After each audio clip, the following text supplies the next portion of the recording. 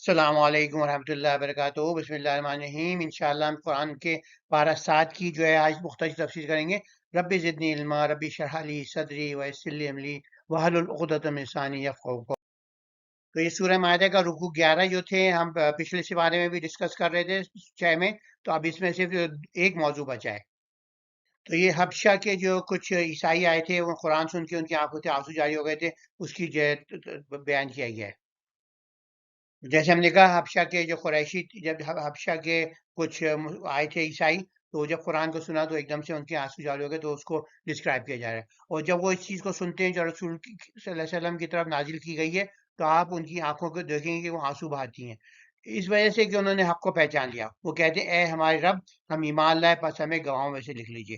تو یہ کہ آپ دیکھیں قرآن کا ان کا اتنا اثر ہوا، صرف قرآن سنا اور وہ فوراً ہی جو ہے ہو گئے۔ تو اللہ ہم پہ بھی ایسا کرے کہ ہم بھی ایسا نرم دل ہو جائے اور قرآن کو سنیں، ہم روئیں، اور اس سے جو ہے ہم انشاءاللہ جو ہے اس اللہ میں ہمیں توفیق دے گا۔ اور کیوں نہ ہم اللہ اور اس پر وہ ان کی قول جاری ہے، اور کیوں نہ ہم اللہ اور اس حق پر ایمان لائیں جو ہمارے پاس آیا ہے، اور ہم امید رکھتے ہیں کہ ہمارا رب ہمیں نیک لوگوں کے ساتھ داخل کرے گا انشاءاللہ۔ بس انہیں اللہ نے ان کے اس قول کے بدلے باغات عطا فرمائے جن کے نیچے نہریں بہتی ہیں، ماشاءاللہ، ان میں ہمیشہ رہیں گے۔ اور جن کاروں کا بدلہ ہے، اور جن لوگوں نے کفر کیا، ہماری آیت اجلا دیا، وہی لوگ دوزخ والے ہیں۔ تو ماشاءاللہ ماشاءاللہ۔ تو یہ رکوع 11 کے جو اختتام میں ہم نے پچھلی دفعہ پڑھا تھا کہ اہل کتاب میں کہا تھا دشمنی و قربت جو ہے، یہودی جو ہیں اور مشرکین، وہ آپ سے جو ہے جیلس رہیں گے اور سخت دشمن ہوں گے، بلکہ اسپائی نسبتاً مہربان اور جلد مائی و ایمان ہوں گے۔ اور یہ جیسے ہم نے کہا تھا پچھلے اس کے اندر کہ لاکھوں جو ہے اسلام کے آنے کے بعد سب سے پہلے جو سب سے زرتشتیوں کے بعد جو دوسرا نمبر تھا، وہ ان کی تعداد میں جو تھی کہ ایران تو فوراً مسلمان ہو گیا تھا، مگر جو آس پاس کے علاقے تھے وہ آہستہ آہستہ کر کے جو ہے وہ مشربہ اسلام لاتے رہے۔ تو یہ قول جو تھا، یہ جو قرآن نے پیشگوئی کی تھی، وہ ہر بہر پوری۔ اور اسلام کے ابتدائی دور میں داخل ہونے کی اکثریت جو تھی، جیسے ہم نے کہا عیسائی تھی، اور وہ جو ہے بڑے خشوع کے ساتھ قبول کرتے تھے، تو جیسے قرآن میں بیان کیا ہے۔ جیسے ہم نے کہا یہ پیشگوئی پوری ہوئی، عیسائی ایمان لانے میں سبقت لے گئے، اور جو ہے پورا جو تھی پورا مشرق وسطی جو تھا مسلمان ہو گیا جلد جلد۔ مختصر تفسیر تو یہاں پر یہ کہ تبلیغ کے لیے کہ بتایا گیا اسلوب کہ آپ ایسے لوگوں کو تلاش کریں، جیسے قرآن میں شروع میں بھی آیا تھا متقین کو تلاش کریں، یعنی آپ کے مسلم نہیں ہیں مگر پھر بھی ان میں تقویٰ ہے، ان کے اندر جو اللہ کا خوف ہے، ان کو پہلے آپ فوکس کریں۔ تو یہ بتایا گیا کہ جیسے تھے جو سچ کے متلاشی ہیں، آپ انہیں تلاش کریں تو وہ تیار ہو جائیں گے۔ رحمان میں سچے اور ثابت کریں تو اللہ کی رحمت ہو، جنت ہماری منتظر ہے۔ تو جیسے کیسے انہوں نے اخلاص کے ساتھ قرآن قبول کیا، قرآن کے، تو ہم پہ اگر اثر ہونے لگے انشاءاللہ تو ہمیں بھی جنت کی بشارت جو ہے مل جائے گی۔ سارے مضامین تو ہم غور کر چکے ہیں، تو اس کے اندر بیسیکلی ہم کو نصارہ کی نرم دلی اور قبول اسلام میں سبقت کا یہاں پر جو ہے وہ زیادہ فوکس ہے، اس کے اندر جو ہمارے پاس آیتیں یہاں پر آ گئی ہیں اس بارے۔ جیسے ہم نے کہا کہ یہ واقع قبول ہوئی کہ مسلمان جو تھے، عیسائی جو تھے، جو کنورٹ جو تھے سب سے زیادہ اسلام میں علی میں، وہ جو کرسچن، تو تاریخ کے اندر ہم جانتے ہیں کہ یہودی جو تھے مسلسل جو ہے مسلمانوں کے ساتھ کبھی دوستی کرتے تھے عارضی، کبھی جیسے ہی موقع ملا مسلمان جو تھے لڑائی میں ہو گئے تو یہودی جو تھے فوراً دشمن کے ساتھ چلے جاتے تھے۔ اس کے برعکس یہ عیسائی جو تھے، وہ بہت سارے جو تھے عیسائی جو تھے مسلمانوں کے جنگ کے اس کے اندر بھی، جب کروسیڈرز آئے باہر سے لڑنے، تو بہت سارے جو تھے عیسائی ہمارے ساتھ کھڑے ہوئے تھے۔ تو یہ نر دل بھی ہوتے ہیں، رواداری کا سلوک بھی رکھتے ہیں۔ تو اس کے اندر ریلیٹیولی ہمیں کہا کہ بھئی اگر ہے تو دوستیاں عیسائیوں سے بناؤ، ان سے الائنسز کر سکتے ہیں آپ ضرورت کے وقت، مگر آپ یہودیوں سے خبردار رہیں۔ اس کے اندر یہی ہے کہ جو ہے اس کے اندر جو ہے اس کے اندر یقیناً اہل ایمان کی سخت ترین دشمن یہودی اور مشرکوں کو پاؤ گے۔ تم یقیناً اہل ایمان مہربان ترین خود کو نصارہ کہنے والوں کو۔ رکوع 12 میں جو نشہ آور اشیاء اور جوئے کی ممنوعیت ہوئی ہے، اور ایمان، تقویٰ اور احسان کا تعلق بیان کیا۔ تو یہاں اہم بات کہی گئی ہے لا تحرموا الطیبات ما احل اللہ لکم، تو جو حلال کرنی ہے پاک چیزیں ان کو آپ حرام نہ کریں۔ اور پھر یہ اللہ تعالیٰ کا مواخذہ ادا کرے گا، آپ جو ارادی قسمیں کھاتے ہیں اس کا کفارہ بتائی گئی ہے۔ اور پھر جو شراب اور جوا اور جو کسی قسم کے بھی انصاب ہیں جہاں پر جو ہے غیر اللہ کے نام پہ قربانی کی جاتی ہے، آستانے، ان کو، اور جو ہے فال گیری، اس سب کو منع کر دیا گیا ہے۔ اے ایمان والو، جو نفیس اور پاکیزہ چیزیں اللہ نے تمہارے لیے حلال قرار دی ہیں، انہیں اپنے اوپر حرام نہ ٹھہراؤ اور حد سے تجاوز نہ کرو۔ تو اور اللہ نے جو تمہیں ڈر آتا ہے کہ اس میں حلال طیب چیزیں کھاؤ، اللہ سے ڈر، اس پر تم ایمان لائے۔ تو یہ بہت اہم ہے کہ بہت ساری چیزیں لوگ اپنے آپ کو جو ہے جو ثقافتی وہ ہوتی ہیں، رواج ہوتا ہے، اس کی وجہ سے وہ دوسری چیزیں نہیں کھاتے، حالانکہ امپورٹنٹ سورس آف پروٹین اور نیوٹریشن ہے، مگر بہت ساری چیزیں جیسے سی فوڈ ہوتی ہے وہ اس کے اندر جو لوگوں نے اپنے آپ پر حرام کر لیا کچھ علاقے کے لوگوں نے، اور پھر جو ہے وہاں پر جو ہے لوگ بھوکے مر رہے ہوتے ہیں، وہ ایسی چیزیں کھا رہے ہوتے ہیں جو ناقص ہوتی ہیں، حالانکہ اگر وہ اتنی ضائع ہو جاتی ہے ان کے اندر نکال رہے ہوتے ہیں سی فوڈ، وہ جو ہوتی ہیں ایکسپورٹ کے لیے وہ پھینک دیتے ہیں، تو وہ جو ہوتی ہیں ایسے ہی چھڑ جاتی ہیں۔ تو اور پھر یہ بتایا گیا کہ لاکھ قسموں کے لیے لاکھ قسموں کو تو موافق نہیں ہے، مگر آپ کو جو ہے پھر کفارے کے بتایا کہ اگر آپ نے ارادی قسم کھائی، آپ اس کو جو ہے توڑنا چاہتے ہیں تو اس کا ایک طریقہ بتایا گیا ہے۔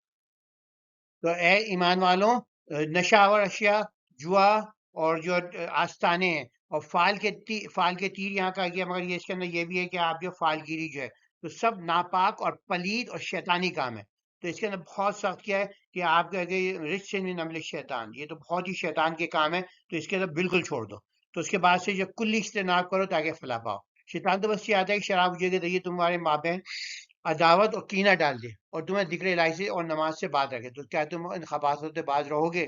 ہم جواب دیتے ہاں، اور اللہ کی اطاعت گزاری کرو اور رسول صلی اللہ علیہ وسلم کی اطاعت گزاری کرو اور نافرمانی سے اجتناب کرو، پھر اگر تم روگردانی کرو گے تو جان لو کہ ہمارے رسول کے ذمہ تو فقط واضح طور پر پیغام پہنچا دینا ہے، ان لوگوں کا کوئی گناہ نہیں جو ایمان لائے، ایمان عمل صالحہ بجائے لاتے رہے اس چیز میں جو وہ پہلے کھا چکے، پھر جو پر ذریعہ اختیار کرنا، اب یہ نہیں ہو کہ بھئی میں نے تو یہ اتنا شراب پیا تھا، میرا یہ کیا ہو گیا، تو یہ کچھ اور کھایا تھا، تو اسے کہا نہیں نہیں، پرانی جو ہے وہ آپ کو اس کی وہ نہیں ہوگی، تو اور تو جو ہے بشرطے کہ پرہیزگاری اختیار کریں، ایمان لائیں اور نیک عمل کریں، پھر پرہیزگاری اختیار کریں اور ایمان لائیں، پھر پرہیزگاری اختیار کریں، احسان شعار بنے تو اللہ احسان کرنے والوں کو بتا، تو یہ ایک پورا سائیکل بتایا کہ ایک دوسرے کو رینفورس کرتی ہے، ایمان، اسلام اور احسان، یہ تینوں ایک دوسرے کو، جتنی ایک ایمان میں بڑھیں گے تو آپ احسان میں بھی بڑھیں گے، احسان میں بڑھیں گے، ایمان میں بڑھیں گے، ایمان میں بڑھیں گے تو آپ تقویٰ میں بڑھیں گے، تو یہ چیزیں سے سب انٹر لنک۔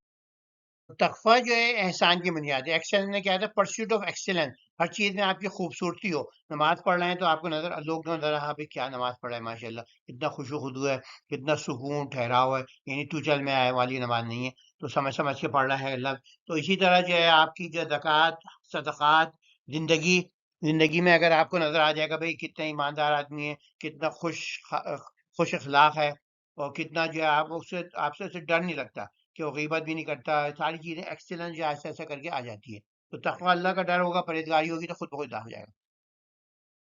تقوی کے لوازمات کیا ہیں؟ جان بوجھ کر جھوٹی قسمیں، جوئے، شراب، غیر اللہ کے چڑھاوے، قسمت شناسی اور تمام حرام چیزوں سے مکمل اجتناب کرتا ہے، یہ تقوی کا لازمی تقاضا ہے، اور تقوی جو ہے کلید ہے فلاح کی، تقوی سب سے اہم ہے، ایمان کی مضبوطی ہے، نیک اعمال کی کثرت سے تقوی انسان میں استحکام آئے گا، آپ نیک عمل کرتے رہیں کرتے رہیں کرتے رہیں اور کوالٹی بھی بڑھاتے رہیں کوانٹٹی کے ساتھ ساتھ، تو خود بخود جو ہے آپ کے اندر احسان کی تو آ جائے گی، اور دین میں اعتدال ضروری ہے، حلال میں بیجا سختی سے حرام نہ کریں، نہ حرام میں اتنی نرمی کریں اسے حلال سمجھیں، بلکہ اعتدال کی، نہ افراد نہ تفرید، اللہ کے قرار شدہ حلال کو حرام نہ قرار دیں، پاکیزہ چیخا، تو اللہ پختہ قسموں کو مواخذہ کرے گا، ان کو نبھا نہیں سکتے تو کفارہ۔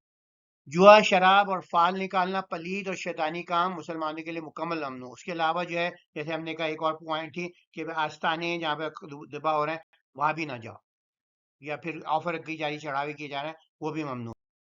دین میں اعتدال ضروری ہے، خود ساتھ پابندیاں اللہ کی رحمت سے محرومی کا سبب بن سکتی ہیں، تو حلال کو حرام نہ کریں، نہ حرام کو حلال کریں، فلاح و کامیابی کے لیے شیطانیات سے بچنا، پاکی زندگی اختیار کرنا، نابودے، شراب، جوا، آستانوں کو چڑھاوے مطلق حرام ہیں، تو اس کے علاوہ اطاعت الہی، پرہیزگاری حلال نعمت کی قدر کریں، اور تقویٰ اطاعت کی راہ پر چلیں تاکہ کامیابی حاصل ہو، کوانٹٹی بڑھائیں، کوالٹی بڑھائیں اپنے اعمال کی، اور انشاءاللہ جو ہے عہد کریں رمضان میں کہ میں جو ہوں نیک بنوں گا، محسن بنوں گا، کہ ہر چیز میں میری خوبصورتی سے کروں گا، تو انشاءاللہ جو ہے جیسے آپ کوانٹٹی بڑھے گی انشاءاللہ آپ کا تقویٰ بھی بڑھے گا، اعمال بھی بڑھیں گے، احسان بھی بڑھے گا اور اسلام بھی بڑھے گا۔ تو تفریح سے بچیں، اعتدال میں رہیں، وہی رائے نجات ہے، کوئی حلال کو حرام نہ کریں، قسم میں جو ہے احتیاط کریں، جو لوگ کہتے رہتے ہیں قسم اللہ کی قسم، خصوصاً جو ہے بزنس میں اندر جو ہے آپ کریں تو آپ کو جو ہے آپ کو اللہ نقصان دے گا، تو آپ شارٹ ٹرم تو لیں گے، لانگ ٹرم آپ کا گین نہیں ہوگا، اور آپ جو وہ اس کا بھی ہو جائے گا۔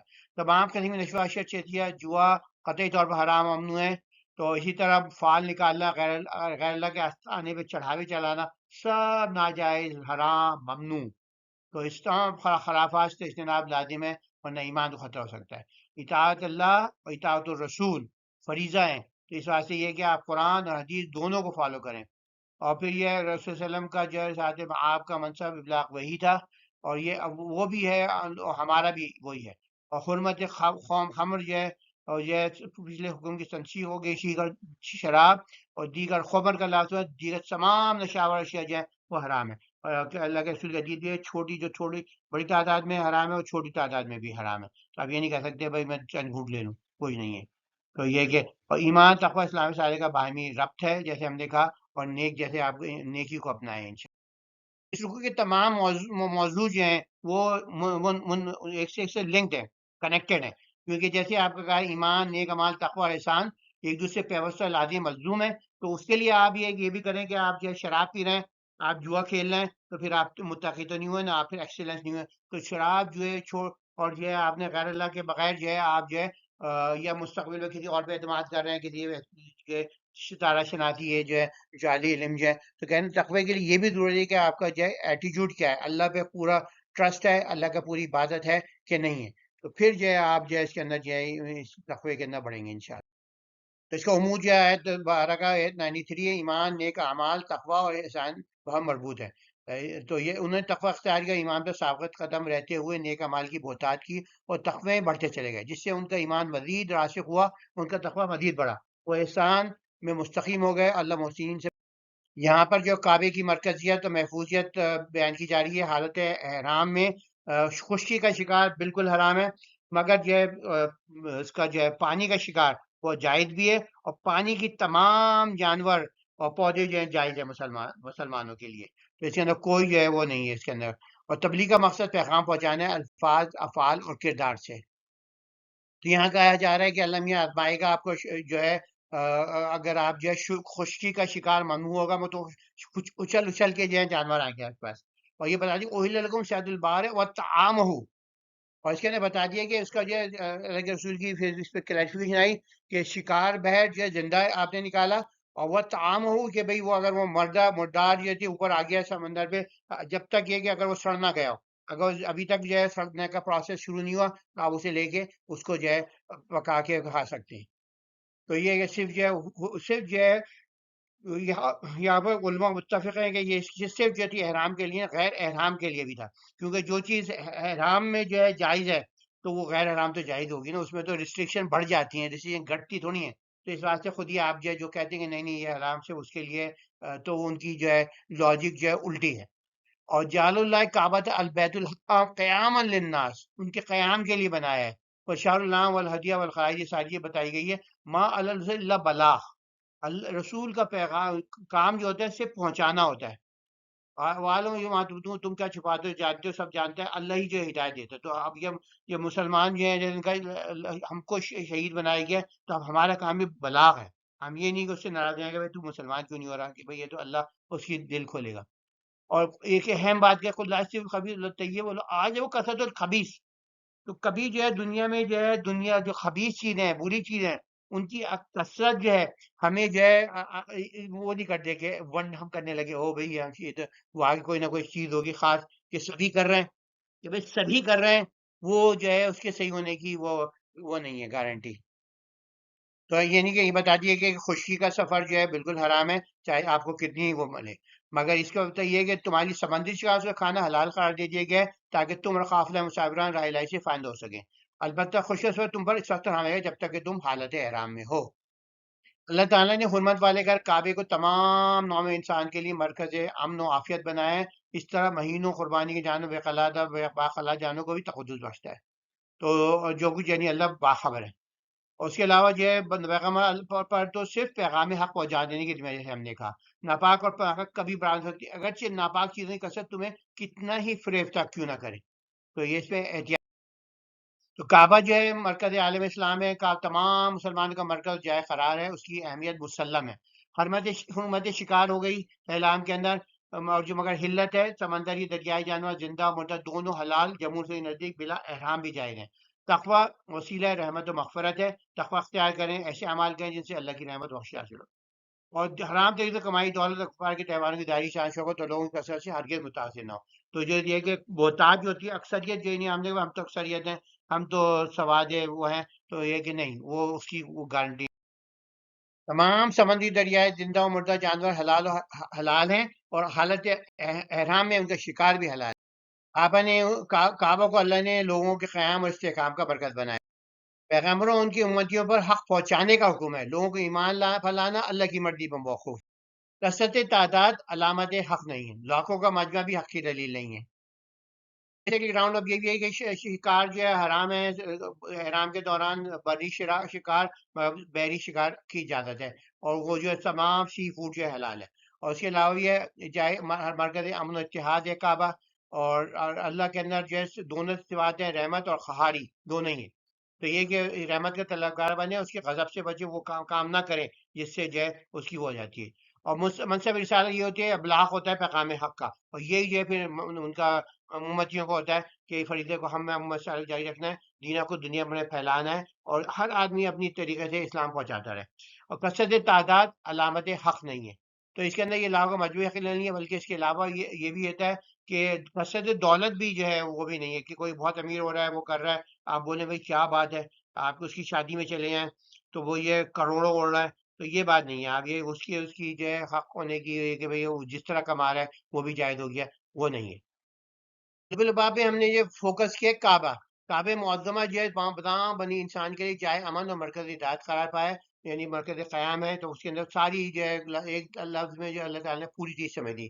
تو جاہلیت میں کعبہ تعین جو اس وقت بھی تھا، اب بھی ہے، اور رنگ بے روشن تمام سر کے اتحاد یکجہتی کا روشن علامت ہے، بے مثال مظہر ہے۔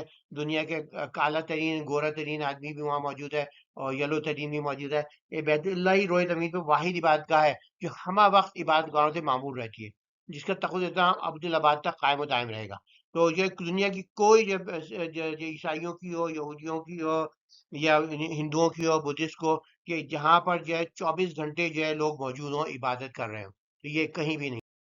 اب جو اہل ایمان کا مرکز جو اللہ کعبۃ البیت الحرام قیاما للناس، تو یہاں 14 رکوع میں جو ہے 4 اہم پوائنٹ ہیں۔ ایک تو غیر سوری سوالات سے اجتناب بڑھتا جائے، کیونکہ دین کے معاملے میں کے اندر آپ جو ہے وہ الٹے سیدھے سوال پوچھے جا رہے ہیں، جو آپ کے عمل کرنے کے لیے ضروری ہے وہ پوچھیں، کیونکہ پھر یہ ایک ضرورت ایک تو یہ کہ محافل میں ڈسٹرب ہوتا ہے، ہر آدمی جو ہے وہ غیر سوری سوال پوچھے جا رہے ہیں، صرف یہ کہ میں بھی خود نمائی کے لیے، تو وہ بھی غلط ہوتا ہے۔ لوگ جو دوسرے لوگ ہوتے ہیں وہ جو اہم پوائنٹ ہیں اس سے محروم ہو جاتے ہیں، اور اپنے آپ لیے بھی آدمی سختیاں پیدا کر لیتا ہے۔ تو اس کے علاوہ آبا اجداد کی عدلی پیروی سے منع کیا گیا ہے، اور پہلے اپنی اصلاح کرو پھر تبلیغ کرو، اور وصیت کا حکم دوبارہ آیا ہے۔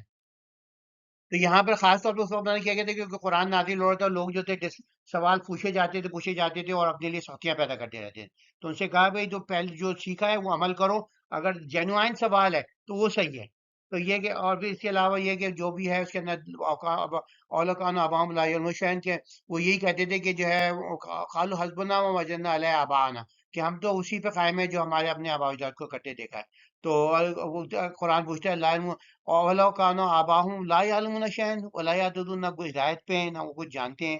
تو اور پھر یہ آیت آئی ہے، یہ کافی لوگ جو ہے کو غلط انٹرپریٹ کیا لوگوں نے، کہ یا الذین آمنوا علیکم انفسکم، تو اس کے کیا پہلے جو ہے تمہاری فرسٹ پرائرٹی جو ہے تو اپنی اصلاح ہے۔ تو اس کا مطلب یہ نہیں تھا کہ لوگوں نے کہا اچھا میں تو اپنی آپ کو کروں، دوسروں کو ہدایت نہیں پہنچاؤں، کیونکہ اتنی ساری ورسز ہیں کہ بھئی ہدایت پہنچاؤ، تبلیغ کرو، وہ کرو، آپ نے اس کو یوں کری اس پہ فوکس کر دیا، تو پھر یہ غلط ہے، کیونکہ آپ کو جو قرآن پورے سارے دوسری آیتوں کو بھی کانٹیکس میں دیکھنا چاہیے۔ مگر یہ بھی اہم ہے کہ آپ جو اپنی تو اصلاح ہے نہیں، آپ جو دیگرہ نصیحت خود راہ مسیحت، تو آپ جو ہے تبلیغ کے لیے نکل گئے، اور آپ لوگ دیکھ رہے ہیں آپ کے اندر، وہ تو کہتے ہیں نا کہ وہ تو وہ یہ نہیں دیکھتے، جیسے بچے یہ نہیں دیکھتے کہ آپ کیا رہے ہیں، وہ دیکھتے ہیں آپ کر کیا رہے ہیں۔ تو آپ جو ہے اپنے اعمال جاری ہیں، تو پھر یہ آپ اس کی تبلیغ بھی کر رہے ہیں، تو پہلے اپنے آپ کو سیدھا کریں پھر آپ نکلیں، یعنی کہ اور جہاں جیسے بغیر نکلے بھی آپ گھر میں بھی تبلیغ کر سکتے ہیں اور لوگوں کو پہنچا سکتے ہیں۔ تو یہ بات، تو جیسے ہم نے کہا غیر ضروری سوالات سے جو ہے ان سے بچا جائے، اور دوسرے یہ کہ جس تقلید جو ہے آبا اجداد کی تقلید جو ہے وہ گمراہ کر دیتی ہے آدمی کو، انسان کو۔ اور ایسا میں اپنی ذات کی اصلاح تمہاری اولین ذمہ داری، اگر تم راہ راست میں گامزن ہو تو کسی گمراہ کی ضلالت تمہیں کوئی ضرر نہیں پہنچا سکتی، تم سب کو بلا کر اللہ کی جانب رجوع کرنا ہے، پھر تمہیں آگاہ کر دے گا تم دنیا میں کچھ اعمال بتاتے ہیں۔ تو یہاں اس کی حکمت بیان کر دی گئی، کیونکہ لوگ ہوتے ہیں وہ جو ہوتے ہیں تبلیغ کے لیے ایک دم سے ایکٹیو ہو جاتے ہیں، اور پھر کوئی مل جاتا ہے ان کا علم ہوتا نہیں ہے، تو ان کا ایمان خود متزلزل ہو جاتا ہے۔ تو یہ بتایا گیا کہ جو وصیت لکھو تو اپنے قریبی لوگوں کو، جو آپ کے قوم کے لوگ ہوں، ان میں سے 2 عادل شخص کو گواہ بنا لو. تو ریٹن ول ہوگی، ان میں گواہ ہوں گے، تو کوئی وہ نہیں کر سکے گا. تو اس کے علاوہ اس کے اندر جو ہے، اور یہ اگر وہ نہیں ہے، ریٹن ول نہیں ہے، تو اس کے اندر پھر اس کے طریقہ بتایا گیا ہے کیسے اس کو جو ہے اگر پرابلم ہو جائے تو کیسے سالو کریں. تو جیسے ہم نے کہا آبا اجداد کی اندھی تقلید چھوڑ دو، تبلیغ اصلاح نفس پہلے کرو، کیونکہ اگر یہ مناسب نہیں کہ خود عمل، علم اور عمل سے آری ہوں اور دوسروں کو تبلیغ کرنے کے لیے کھڑے ہوں. اور پھر یہ ہے کہ تہم پرست سے بھی جو ہے، اور ہاں پرست سے بھی جو ہے اپنے اوپر جو ہے حلال پاک چیزوں کو حرام نہ کر لو. توہم پرستی کو اسلام میں گنجائش نہیں ہے. اور وصیت لکھ کے رکھو. دین میں بیجا سوالات سے بچ. آبا و اجداد کی اندھی تقلید چھوڑ کر مکمل طور پر قرآن و حدیث کی تعلیمات پر کاربند ہو جائیں. وصیت ضرور لکھ کر رکھیں اور اس پر 2 گواہ بنا لیں. اگر آپ کسی مغربی ملک میں، تو لازمی جو ہے اس کو نوٹرائز کر کے، اس کو باقاعدہ وہ کر کے، بلکہ یہاں پر کسی غیر مسلمان ملک میں بھی یہ نوٹرائز کر کے باقاعدہ اس کو وہ رکھیں، لیگلی بائنڈنگ ول بنائیں آپ. تو یہ کہ آپ غیر سوری سوالات میں پوچھیں، وہاں انسان پر بوجھ بن سکتے ہیں. اور دین میں نئی چیز شامل کرنا گمراہی کا سبب بنتا ہے. کامیابی اللہ کے احکام کی پیروی میں سچائی کو صرف روایتوں بنی بلکہ تحقیق اور دیانتداری سے قبول کر لی. ایمانداری، حرام نظمی، آبائی تقلید جو ہے وہ غلط ہے. گواہی میں دیانت اور اللہ کا خوف کرتے ہوئے وہ کی جائے. تو یہ کہ شہادت جب وہ وصیت کر لکھی جا رہی ہے. کچھ 14 کا جو ہے اب جو ہے وہ ہو گئے، بیسیکلی راؤنڈ اپ ہو گئے. فضول سوال سے اجتناب کریں، توہم پولیسی سے بچیں، تقلید آبا و اجداد سے بچیں. تو اصلاح نفس مقدم رکھیں دوسروں کی اصلاح سے پہلے والا. تاکید جو ہے وصیت کے اندر جو ہے آپ وصیت لکھیں، اس میں گواہ ضرور رکھیں. سارے مضامین کیسے انٹر لنکڈ ہیں؟ دین کے معاملے سب سے پہلے اپنی ذاتی ہدایت پر توجہ مرکوز کر کے مکمل طور پر واضح عمر ہدایت پر عمل پیرا ہو جائیں. اور ہرگز ایسے لایانی اور بے مقصد سوالات کی کھوج میں نہ پڑیں جس کا ہدایت اور رائے راست سے دور کا بھی تعلق نہ ہو. اور خبردار، قرآن و حدیث کی روشن اور وسیع تعلیموں پر کبھی بھی آپ اجداد کے فرسودہ من گھڑت راستوں کو ترجیح نہ دیں. ہو سکتا ہے آپ کے اجداد صحیح ہوں، مگر آپ جو کنفرم تو کر لیں، دیکھیں کو کریں. کیونکہ نجات و فلاح جیسے ویسے وہی الہی کی سچی اتباع میں مضمون ہے. اگر قرآن سے صحیح حدیث سے ثبوت ہوتا ہے تو پھر صحیح ہے، نہیں ہے تو آپ بولیں بھائی ہاں خیر بات، آپ کو انشاءاللہ جو ہے میں دعا کرتا رہوں گا، مگر میرے لیے جو ہے ہدایت پہ رہنا ضروری ہے، میرے بچوں کو بھی. اور خدا نہ خواستہ اپنی زندگی میں تیری وصیت نہ لکھوا سکے تو کم سے کم موت سے پہلے زبانی وصیت کر کے اس پر 2 عادل اور ثقہ گواہوں کی گواہی ضرور حاصل کر لیں، تاکہ بعد میں کسی قسم کی ندا اور اختلاف کو کوئی امکان باقی نہ. 105 ہے، یا الذین آمنوا علیکم انفسکم، ایمان لانے والوں تمہاری اولین ذمہ داری تمہاری اپنی. 15واں جو ہے رکوع کے اندر صرف اللہ عالم الغیب ہے. معجزات اتنے سارے کر کے حضرت عیسیٰ جو انسانی رہے، اور ان کی پیدائش بھی جو تھی وہ اللہ کا کرشمہ تھی، ان کا کرشمہ نہیں تھی. تو یہاں پر جو ہے اس بات کی تردید ہو گئی، کوئی بھی نبی، کیونکہ اللہ جو ہے قیامت کے اندر جب ہوگا ان کو رسولوں کو جمع کرے گا، یمجمع اللہ رسولو قالوا ماذا اجبتم قالوا لا علم لنا انت علام الغیوب. علام جو ہے اس کے ساتھ جو ہے آل نوئنگ کا بالکل ایکسٹریم وہ ہے. تو یہ کہ اس کے اندر یہ کہ سب چیزیں جانتا ہے، تو کوئی دنیا کا کوئی راز اس سے چھپا نہیں. اور پھر خاص طور پہ حضرت عیسیٰ کو بات کی جائے گی تاکہ ان کی امت کے سامنے جو ہے ہمیں یہ کر دیا گیا ہے تاکہ وہ جانے کہ کیونکہ سب سے زیادہ غلو جو ہے انہوں نے کیا ہے جو الہامی دین. تو جیسے لوگ کہتے ہیں کہ اللہ کے رسول کو جو تھا وہ علم غیب جو تھا اپنی زندگی، کیونکہ واقعات ہیں قرآن وغیرہ کہتے ہیں میں نہیں جانتا علم غیب، وہ نہیں جانتے. تو اور جو بہت سارے واقعات حدیث میں درج ہیں جہاں اللہ کے رسول کو پتہ نہیں ہوتا تھا، لوگ جھوٹ بول دیتے تھے. تو جو ہے قرآن میں بھی آیا اس کے تھا، تو وہ کہتے نہیں اب وہ پہلے نہیں تھے مگر بعد میں ہو گئے. تو اس میں اس کی بھی تردید ہوتی ہے کہ جس دن اللہ تعالیٰ کو یکجا کرے گا تو کیا فرمائے گا، تمہاری دعوت کو تمہاری امت نے کس حد تک پذیرائی بخشی. تو وہ التماس کریں گے ہمیں تو کچھ بھی علم نہیں، بے شک تو ہی غیب کا مکمل احاطہ کرنے والا ہے. تو جب اللہ شاہ فرمائے گا اے عیسی ابن مریم میرے احسانات کو یاد کرو جو میں نے تم پر تمہاری والدہ پر کی ہے، اور کس طرح میں نے تمہیں روح القدس کے ذریعے تائید بخشی، کس انداز سے تم گہوارے میں اور پختہ عمر میں لوگوں سے فصیح گفتگو کرتے تھے. تو یہاں پر یہ کہ کیونکہ پختہ عمر جو تھی کہالت کہا گیا ہے، تو اس سے لگتا ہے کہ اللہ کے جو ہے سب سے زیادہ اس کی کرتا ہے کہ وہ واپس آئیں گے انشاءاللہ، اور پھر یہ اسلام کو دوبارہ قائم کریں گے. اور یہ کہ میں نے تمہیں کتاب، دانائی، تورات اور انجیل کی تعلیم دی، اور تم میرے حکم سے گل سے پرندے کی شکل بناتے اور ان میں نفخ پھونکتے تو جو تھے، اور میرے اذن سے سچ مچ کا پرندہ بن جاتا. اور تم مادہ داد نابینا جزامی کو میرے حکم سے شفا بخشتے، میرے اذن سے تم مردوں کو زندہ کرتے. اس وقت یاد کر جب میں نے بنی اسرائیل کو تم سے باز رکھا، جب تم ان کے پاس کھلی نشانی لے کر آئے، تو ان میں سے جو منکر تو کہنے لگے یہ تو سری جادوگر اب جو تھی وہ واقعہ تو جو فیوچر میں آئے گا وہ تو ختم ہو گیا. اب یہ کہ حواریوں نے جو ہے ریکویسٹ کی کہ ہمیں جو خوان نے نازل فرمائے, ہم سے ریکویسٹ کریں اللہ سے خوان نعمت نازل فرما. اب یہ کہ اتنے معجزے روز معجزے دیکھ رہے ہیں, وہ ساتھ ساتھ چل رہا ہے, مگر انہیں ایک اور معجزے کی ضرورت تھی. تو اسی واسطے جو اللہ کے رسول پہ بہت کم معجزے نازل ہوئے, تاکہ جو ہے ان کے جو تھے فالوورز 12 فالوورز تھے, وہ بھی جو ہے آخری جو جب ان کا کرائسس ہوئی تو سب جو انہوں نے کہہ دیا کہ نہیں نہیں ہم تو اس کو نہیں مانتے. تو اللہ کے 1.25 لاکھ جو تھے ان کے صحابی ہوئے, اور سب نے جو تھے آگے بڑھ کے جو ہے اس کے لیے لڑے بھی, مرے بھی, اور اس کو جو ہے آگے پہنچایا بھی. اس کا تو ایک اور تقاضا یہ بھی ہے کہ علم غیب یہ سمجھیں کہ صرف اللہ کو ہے, اللہ کے تو کوئی بھی عالم غیب نہیں. اور ہماریوں کی جانب سے ہم نے کہا معجزات کا تقاضا عجیب سی بات تھی. کہولت اللہ کے جب وہ آئیں گے تو کہولت میں ہوں گے, تو یہ واپسی کی مبینہ دلیل ہے کہ گہوارے اور کہولت میں کلام کہولت چونکہ ہم وہ کہتے ہیں وہ 40 سال کی عمر کو جو ہے وہاں عربی میں سمجھ آتا ہے کہ کہولت کو پہنچ گیا, اور حضرت عیسیٰ کا رفع تو 33 سال میں ہو گیا تھا. اللہ کے سوا کسی کو علم غیب نہیں ہے, انبیاء علیہ السلام کو علم غیب نہیں. تو لفظ کہولت سے پتہ چلتا ہے کہ حضرت عیسیٰ واپس آئیں گے انشاءاللہ. تو اتنے معجزات دیکھ کر بھی ہماریوں کا سماوی دسترخوان کی اس سے تو انبیاء کو جو ہے غیب کا علم نہیں ہوتا, نہ جیتے جی نہ ہی موت کے بعد. حضرت عیسیٰ کو دیے گئے معجزات سب اللہ کی اجازت اذن سے تھے, ان کے ذاتی کارنامہ کوئی بھی نہیں تھا. اور تھی حواریوں کو عیسیٰ ایمان علیہ السلام پر ایمان لانے کا عہد اجماع قلبی کے لیے معاہدہ کی درخواست. سچا ایمان وہی ہے جو ازمائش میں ثابت قدم ہے, معاہدہ کا نزول اللہ کی تدبیر کی معاہدہ نازل کرے. تو انہوں نے یہی کہا کہ نشان لے بعد اگر ایمان نہیں رہا تو سخت عذاب آتا ہے.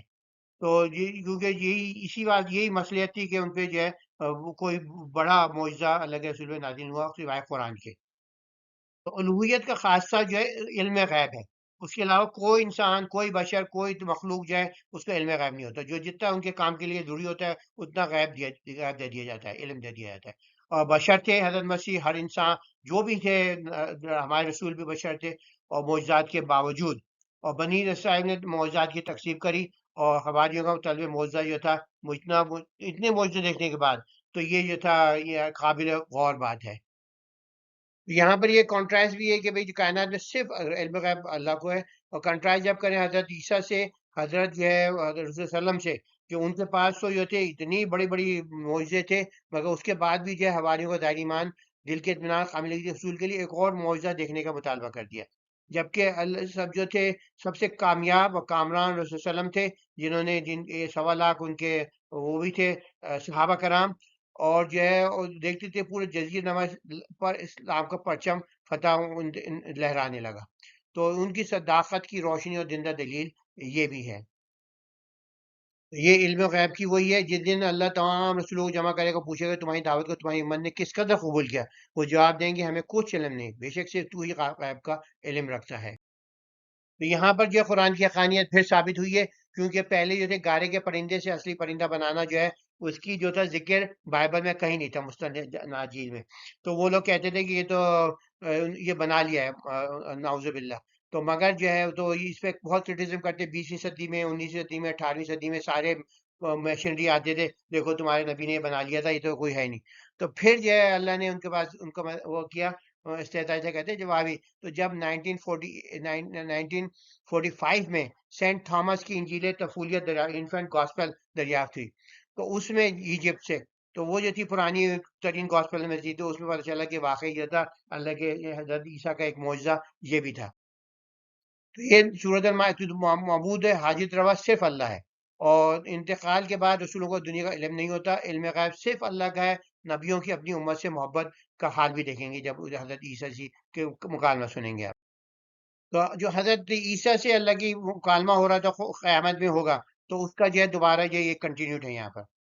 جیسے ہم نے کہا روز قیامت جب اللہ تعالیٰ فرمائے گا اے عیسی ابن مریم کیا تم نے لوگوں سے کہا تھا کہ اللہ کے سوا مجھے اور میری والدہ کو بھی معبود قرار دے دو, کیونکہ حضرت مریم کو جو تھا وہ مدر آف گاڈ کہتے ہیں, اور بہت سے زیادہ جو ہیں حضرت عیسیٰ سے زیادہ ان سے دعائیں مانگا کرتے ہیں کیتھلک جو بہت سارے جو ہوتے ہیں, اور پھر ان کو یہ کہا تھا روزری پڑھو, او میری مدر آف گاڈ وہ پڑھتے رہتے ہیں. تو یہ کہ کچھ ان کو غلطی ہو جائے تو عیسیٰ عرض کریں گے تو پاک و برتر ہے, میری کیا مجال کہ میں ایسی ناروا بات کہوں جس کا مجھے کوئی حق نہ تھا. اگر میں نے ایسا کہا ہو تو یقیناً تیرے علم میں ہوتا. تو میرے دل کے تو میرے دل کے بھیدوں سے بھی واقف ہے، حالانکہ میں تیرے غیب کو نہیں جان سکتا. بے شک تو ہی تمام پوشیدہ حقوق کا جاننے والا ہے. تو یعنی کہ کوئی بھی جو ہے وہ نہیں جانتا. باہر کے عالم میں ایسا کریں گے، میں تو بس ان سے بس وہی کھاتا ہے جو جس کا تو نے مجھ کو حکم دیا تھا. اللہ کی بندگی جو کیا کہا تھا انہیں، اللہ کی بندگی اختیار کرو جو میرا بھی پروردگار ہے تمہارا بھی پروردگار. اور میں نے تو ان پر اس وقت تک گوارا جب تک میں ان کے درمیان موجود تھا. پھر جب تو نے مجھے واپس بلا لیا تو تو ہی ان کا نگہبان تھا. تو ہر چیز پر شاہد ہے. تو ہر چیز پہ شاہد. تو یعنی کہ ان کو کوئی اس کے بعد جانے کے بعد انہیں کوئی علم نہیں کہ عیسائی کیا کر رہے ہیں، کیا وہ کر رہے ہیں. تو یہ جو ہے بالکل غلط عقیدہ ہے. اور اگر تو انہیں عذاب دے تو بے شک وہ تیرے بندے ہیں، اور تجھے بخش دے تو بے شک تو ہی غالب حکمت والا ہے. تو انہیں کا موقع مل گیا، اللہ مجھ سے پوچھ رہا ہے. تو یہ کہ اس کا مطلب ہے کہ کچھ جو ہے کچھ غلط ہوا ہے. اللہ فرمائے گا یہ وہ یوم عظیم ہے جب راست بازوں کو ان کی سچائی نفع دے گی. ان کی جنت کے باغات ہیں جن کے دامن میں نہریں رواں ہوں گی، وہ ہمیشہ ان میں رہیں گے. اللہ ان سے راضی ہوا، وہ اللہ سے راضی ہوئے. یہی تو سب سے بڑی کامرانی ہے. آسمان زمین جو کچھ اللہ کے اور جو جن کے مابین ہے، سب اللہ کی سب پر اللہ ہی کی بادشاہی. وہ ہر چیز پر اللہ کے سوا کوئی عالم غیب نہیں. وہی ہمہ وقت حاضر ناظر حاجت روا مشکل کشا ہے. توحید فی الالوہیت و ربوبیت. وہی اکیلا الہ حقیقی پروردگار خاطر مطلق و حکمت والا. اس کے علاوہ کائن میں کوئی بھی عبادت کا لائق نہیں.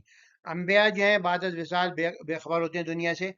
بلکہ رسولوں کی دنیا کی ظاہری حالت کا کوئی علم نہیں ہوتا، اس لیے کسی کی فریاد رسی اور داد رسی نہیں کر سکتے. تمام رسول اپنی امت سے بے پناہ محبت اور دلی ہمدردی رکھتے ہیں. اور جو ہے کلید جنت جو ہے صدق اور صفا ہے. ہمیشہ سچے بندوں سے راضی خوش ہوتا ہے، اور ہر سچائی بھی ثابت کرنے والے ہی جنت فلدرت. اللہ ہی حقیقی پروردگار قادر مطلق اور حکمت والا ہے. اس کے علاوہ کائنات میں کوئی بھی عبادت. انتقال کے بعد بردید رسولوں کو بھی دنیا کے ظاہری حالات کا کوئی علم نہیں ہوتا، اس لیے کسی کی بھی فریاد رسی اور داد رسی. تمام رسول اپنی امت سے بے پناہ محبت اور دلی ہمدردی رکھتے. تو انبیاء کا مشن صرف توحید کی دعوت دینا ہوتا ہے. انبیاء کو جو علم غیب نہیں ہوتا. قیامت دن جزا سزا بادشاہت صرف الہی کی ہوگی. کامیابی سچائی جو ہے ایمان پر ثابت قدم رہنے میں اللہ کی بادشاہت اور حکم ابدی. تمام انبیاء کی دعوت یہی تھی، توحید خالص. اور علم غیب جو صرف اللہ کا خاصہ ہے. وسیلہ غیر اللہ سے مانگنا ہے باطل عقیدہ ہے. اور شفقت مسیح دیکھیں ہم ان کی امت کے شرک کے باوجود. اور صدق و راستی کا راستہ ضامن ہے فلاح دارین کا، دونوں داروں میں، یہاں دنیا میں دار دنیا دار آخرت میں بھی. اللہ ہی جو ہے کائنات کا واحد معبود برحق، تنہا عالم الغیب اور سب سے بڑا حاجت روا ہے. اور یہ مسلمان عقیدہ ہے کہ دنیا سے رحلت فرمانے جانے کے بعد جو ہے برگزیدہ ہستیاں، رسول، انبیاء، ولی جو بھی ہیں، ان کو دنیا کے لوگوں کے ظاہر حوال کی کوئی خبر نہیں رہتی. تو وہ اپنی امت غیر امت جو اس کی حجتیں مرادیں کیسے پوری کر سکتے ہیں. تو صرف ایک اللہ وحدہ لا شریک کی خالص عبادت کی جائے. اپنی ہر چھوٹی بڑی حاجت اس سے بیان کی جائے جو ہر وقت موجود ہے آپ کے واسطے ارد گرد. اب زندگی کی ہر لمحے سچائی اور راست بازی کو اپنا شعار بنائیں. اگر آپ سچے دل سے ایسا کرو گے تو اللہ یقین ہم سب سے راضی خوش جائے گا، ہماری فلاح کامرانی کا ضامن. وفات کے بعد ہم دنیا کے لوگوں کا حال نہیں جانتے. تو کن تم اہل شہیدن. تو یہ میں جب تک ان کے درمیان رہا تو میں ان کے اعمال کی گواہی دیتا رہا، لیکن جب میں تجھے اٹھا لیا تو ہی ان کا نگراں. کنت علیہ الرقیب علیہم. تو اب یہ کہ آپ اسی سے مانگے نا. تو یہاں پر جو قرآن نے اشارہ کیا ہے کہ ہم نے یہ تاریکیاں بنائیں. تو اس وقت یہ تو کافی لوگ کہتے ہیں بھائی تاریکیاں تو ایبسنس آف لائٹ ہوتی، یہ کیا کہہ رہا ہے قرآن. تو ابھی ہم سمجھ آئے کہ اب جب 21ویں صدی میں چلا کہ ڈارک میٹر جو ہے وہ 95% جو ہے تو ڈارک میٹر ہی ہے. تاریکیاں زیادہ ہے، روشنی کم جو ہے یہاں پر. تو لوگ جو مفادات کی ریت کی وجہ سے ہدایت نہیں لانا چاہتے، وہ بہانے بناتے. یہاں سے سورہ انعام شروع ہو چکی ہے جو ایک مکی صورت ہے. تو اس کا فلیور بالکل یہ جو ہے 12ویں یا 11ویں یا 12ویں جو ہے اس کی وہ ہے صورت ہے. تو اس کے اندر اس کا فلیور مختلف ہے. اس کی جو ہے قریشیوں سے جو ہے وہ حجت تمام کی جا رہی ہے. مکہ کے جو عرب کے جو وہ تھے، تو اس کے اندر جو ہے اس کا فلیور بالکل مختلف ہے. آخر میں جو ہے تو مکہ اور مدینہ کا فلیور بھی آپ کو دونوں جو ہے اس کے بعد دونوں صورتیں جو ہیں مکی صورتیں ہیں. اس کے اندر جو ہے تذکیر بے ایک میں تذکیر بے ایام اللہ ہے، اس میں تذکیر بے اعلیٰ اللہ ہے. اللہ کی نعمتوں سے جو ہے اللہ کو لوگوں کو یاد دہانی کرانا ہے کہ تم جو ہے اسلام کی طرف آ جاؤ. تو بسم اللہ الرحمن الرحیم. تمام ستائش اور حمد اللہ کے لیے خاص ہے جس نے آسمان زمین کو ایجاد کیا اور اس میں تاریکیاں اور روشنی پیدا کی، اس کے باوجود جو لوگ کفر پہ اصرار کرتے ہیں اور اپنے پروردگار کے ساتھ ہم دوسروں کو ہم پلہ ٹھہراتے ہیں. تو اس کے اندر یہی بات تھی کہ یہ کہا گیا کہ میں نے تخلیق کی ہے تاریکی بھی. تو اب ڈارک جب یونیورس پیدا ہوا نہ پتہ چلا، تو ہمیں پتہ چلا کہ بھئی یہ جو ہے بلیک ہول ہے اور یہ ڈارک یونیورس ہے پورا. تو اس کی وجہ سے جو ہے کہ تاریکی بھی ایک اپنا الگ علیحدہ وجود رکھتی ہے، وہ صرف ایبسنس آف لائٹ نہیں ہے جو فلاسفر ہمارے ہزاروں سال سے کہہ رہے تھے. وہی تھا جس نے تمہاری تخلیق کری تھی، بیان کہہ رہے ہیں. اور یہ ہمارے بتایا گیا ایک میعاد مقرر کر دی اور ایک معین وقت بھی ہے. تو اس کے بعد اس سے علم اسی کے پاس ہے، اور پھر تم بھی شک میں رہتے ہو. اور وہی یکتا الہ ہے جو آسمان زمین میں معبود برحق ہے، وہ تمہارے ہر راز و ہر ظاہر کو جانتا ہے، اور جو تم کسب کرتے ہو اس سے بھی پوری طرح آگاہ ہے. اور تو یہ اب ان کی متقین حق کی روش اور ان کا انجام بتایا جا رہا ہے کہ کس طرح جب کتنی ہی امتوں کو نیست و نابود کر دیا گیا، تو ہم نے انہیں گناہ کی سبب میں ہلاک کر ڈالا. تو انہیں یہ وارننگ جو ہے مکہ کی صورتیں بار بار آتا ہے، یہ تقریباً آخری وارننگ ہو رہی ہے. تو یہاں پر یہ بتایا گیا کوئی بھی کوئی اس وقت کیونکہ ان کے اکنامک انٹرسٹ تھے اور جو تھے فائنینشیل انٹرسٹ، اس کے علاوہ جو تھا ان کی جو تھی منصب سب جا رہی تھی. اس واسطے کہہ رہے ہیں تو کوئی بھی آپ جو کہتے ہیں نا یہ لا دو یہ لا دو یہ ہم تو وہ کر لیں گے، تو کہہ رہے ہیں کسی اس پہ بلیو نہیں کریں گے. یہ تم کو جو ہے وہ ان کو تو فائنینشیل جو ان کے انٹرسٹ ہیں وہ زیادہ. یہاں پر ظلمات اور نور جو ہیں دونوں جو فزیکل سینس میں جیسے ہم جانتے ہیں 95% جو ہے ڈارک یونیورس ہے، اور اس کے علاوہ جو ہے ہدایت کی جو کے راستے جو ہیں وہ ایک ہے نور، اور جو ہے باقی جب اتنے سارے جو ہیں لوگوں کو گمراہ کرنے کے لیے راستے ہیں. اور اجل خاص ہے اجل عام ہے. تو افراد اور اقوام کے لیے مقرر اجل ہے، پوری انسانی کا روز قیامت اجل ہے. تو ہر ایک آدمی جب جیسے ہی مرتا ہے اس کا تو روز اجل شروع ہو گیا. اسی طرح جب نو قومیں بھی جو ہوتی ہیں گزرتی ہیں، ایک رینیسانس ہوتا ہے اور ایک جو ہے ان کی ڈیتھ ہوتی ہے. تو علم غیب جو ہے جیسے بار بار آ گیا دوبارہ آ گیا کہ اللہ کا ہی خاصہ ہے، وہی قیامت کا علم رکھتا ہے اور وہی ہر فرد کے رائٹ سے واقف ہے. اور یہاں پہ بشارت نبی بھی آ گئی کہ ہجرت یسرب جیسے قیام کی خوشخبری آ گئی. نزول صورت 12ویں نبی میں ہوئی، ہجرت جو ہے 13ویں نبی ہو گئی. اسباب زوال قوم اقوام بھی آئے، قوم کے زوال کے بڑے اسباب اخلاقی پستی اور علم سے دوری ہوتی ہے. بہانہ جوئی ہوتی ہے منکرین حق کی، وہ تو صرف وہ جب ماننا نہیں چاہتے تو ایک ایک بہانہ بتاتے ہمیں یہ دلا دو ہمیں یہ دکھا دو تو ہم کر لیں گے، مگر وہ ایمان والے نہیں تھے. قرآن نے ہمیں تاریخ کائنات کا بتایا، ہمیں کس صدی میں چلا کہ 95% کائنات گا. تو افراد و قوم کے لیے مقررہ اجل ہوتی ہے اور پوری انسانی کا روز اجل جو ہے قیام. یہاں پہ ہجرت کی پیشگوئی بھی کی گئی ہے. یہ آیت 12ویں نبوی میں ہوئی اور ہجرت جو ہے 13ویں نبوی. توحید کی دعوت دی گئی ہے اور سابقہ اقوام کی تباہی سے جو ہے نصیحت لینے کی گئی ہے، اور رسولوں کا مذاق اڑانا اور حق کا انکار جو ہے وہ سب جو ہے کافر قوموں کا شیوا رہا ہے. بیسیکلی ڈاؤن اپ وہی ہے ظلمات اور نور، جیسے ہم نے کہا 95% یونیورس ڈارک ہے. اور اس کے علاوہ جو ہے ایک روحانی تاریکیاں بھی ہوتی ہیں، وہ جو ہے آ کے حق جو ہے اس نے آ کے دور کر دیا. اور جو ہے اجل جو ہے خاص اور اجل عام بھی ہوتی ہے، نظام خدا اللہ میں بنایا. علم غیب کا محیط کل جو ہے اللہ تعالیٰ کی صفت خاصہ ہے. ہجرت یسرب کی خوشخبری تمکن دنیاوی جو ہے وہ امتحان الہی ہوتا ہے. اس کا مطلب یہ ہوتا ہے کہ اللہ تعالیٰ نے کسی کو فیور کر دیا ہے. اور بہانہ جوئی جو ہے منکرین حق کی یہ شیوا رہا ہے بہت پرانا. تو یہاں پر جو ہے خوشخبری دی گئی کہ 12 سال سے آپ سفر کر رہے ہیں کہ انشاءاللہ جو ہے آپ جو ہے چند مہینہ بعد جو ہے پھر جو جیسی یہ خوشخبری دی گئی تھی.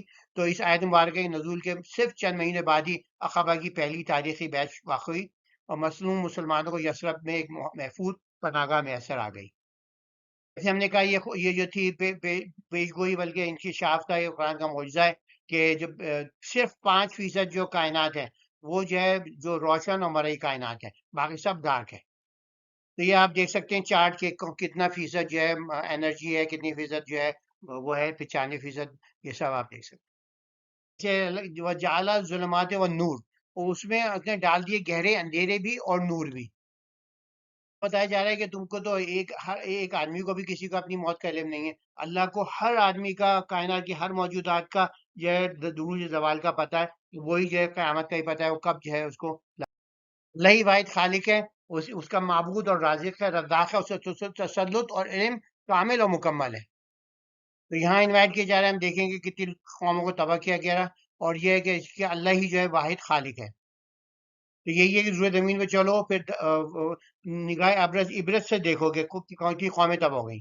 اور اللہ تعالیٰ نے اللہ ہی کا سب کچھ ہے، جو کچھ بھی آسمان زمین میں اس نے اپنی ذات پر رحم کو لازم کر لیا ہے. اس لیے مہلت پہ مہلت دیتے جاتا ہے اور سب کو روزے قیامت جمع کرے گا، جس میں آنے میں کوئی شبہ نہیں۔ اور کیا میں اللہ کے سوا کسی اور کو کارساز بناؤں؟ در حالانکہ وہی تو ہے جو آسمان زمین کا بلا شرکت غیر پیدا کرنے والا، وہی تمام مخلوقات کو رزق ادا کرتا ہے اور خود کسی رزق کا محتاج نہیں۔ چاہیے مجھے یہ حکم ملا ہے کہ سب سے پہلے اللہ کے فرمانبرداروں میں شامل ہوں، یہ کہ مشرکین میں ہوں، اور تو مجھے بھی روز عظیم یعنی قیامت کے اللہ کے رسول، کہ اگر میں اپنے رب کی نافرمانی کروں تو مجھے بھی روز عظیم قیامت کے عذاب کا اندیشہ ہے، جس کو اس کو سے بچا لیا گیا ہے، لیکن اس کو اللہ کی خاص رحمت ہوئی، یہی تو صحیح کامیابی ہے۔ اگر اللہ تمہیں کوئی ضرر پہنچائے تو اس کے سوا کوئی نہیں جو اسے دفع کر سکے، اور اسے تمہیں کوئی خیر پہنچائے تو کوئی نہیں جو اسے روک سکے، تو وہ تو ہر چیز پہ قادر ہے۔ تو اور وہی جو اپنے بندوں پر قادر ہے، قاہر ہے، اور وہی ہے حکمت والا خبردار۔ یہ کہ اللہ کی شہادت جو ہے سب سے معتبر ہے، اور وہ تو بس ایک ہی معبود میں تمام سے بجاؤ جن تم کا شریک ٹھہرا ہے۔ اللہ تعالیٰ جو ہے محیط کل ہے اور مالک کائنات ہے۔ انصاف الہی جو ہے دنیا میں نہیں ملے گا تو آخرت میں لازم ملے گا، اور راضی حقیقی اور دافع مشکلات جتنی مشکل ہوگی مصیبت ہوگی صرف اللہ ہی آپ کو چھوڑ سکتا ہے، وہی تو اسی آتی یا کا نعبد ہو یا کا نستعین، توحید خالص جو ہے دین کا۔ اللہ تعالیٰ اپنی تخلیق اور ربوبیت کے اعتبار سے اس وسیع کائنات کی ہر گوشے ہر درجے پر اپنے کامل علم اور لامحدود قدرت کے ساتھ چھائے ہوا ہے، تو اس اور کائنات کی تمام موجودات حقیقت اسی کی مملوک اور محکوم ہے، ہم اس کے محکوم ہیں، وہی جو ہے آپ کو مشکلات سے بچا سکتا ہے۔ روز قیامت ہر شخص کا حساب کتاب ہوگا، کسی کے ساتھ ذرہ بھر بھی ناانصافی۔ تو اللہ ہی رزق، سلامتی اور صحت عطا کرتا ہے، وہی اکیلا ہر انسان کے ظاہری اور باطنی مشکلات و مصائب سے واقف ہے، وہی جو ہماری داد رسی کرتا ہے۔ توحید کے بغیر نجات نہیں ہے، مشرک جہنم میں جائے۔ حقیقی اقوام کے انجام سے سبق لینا چاہیے، حقیقی مددگار رازق صرف اللہ ہے، اسی پر بھروسہ کرنا اصل ایمان کی علامت ہے۔ ہر حال میں اللہ کی اطاعت ضروری ہے، قدرت کے سامنے کوئی چیز رکاوٹ نہیں بن سکتی۔ سچائی کے بچانے بعد ان کا انکار اہل کتاب بدترین گمراہی ہے، ہر انسان کو اپنے انجام کی فکر کرنی چاہیے۔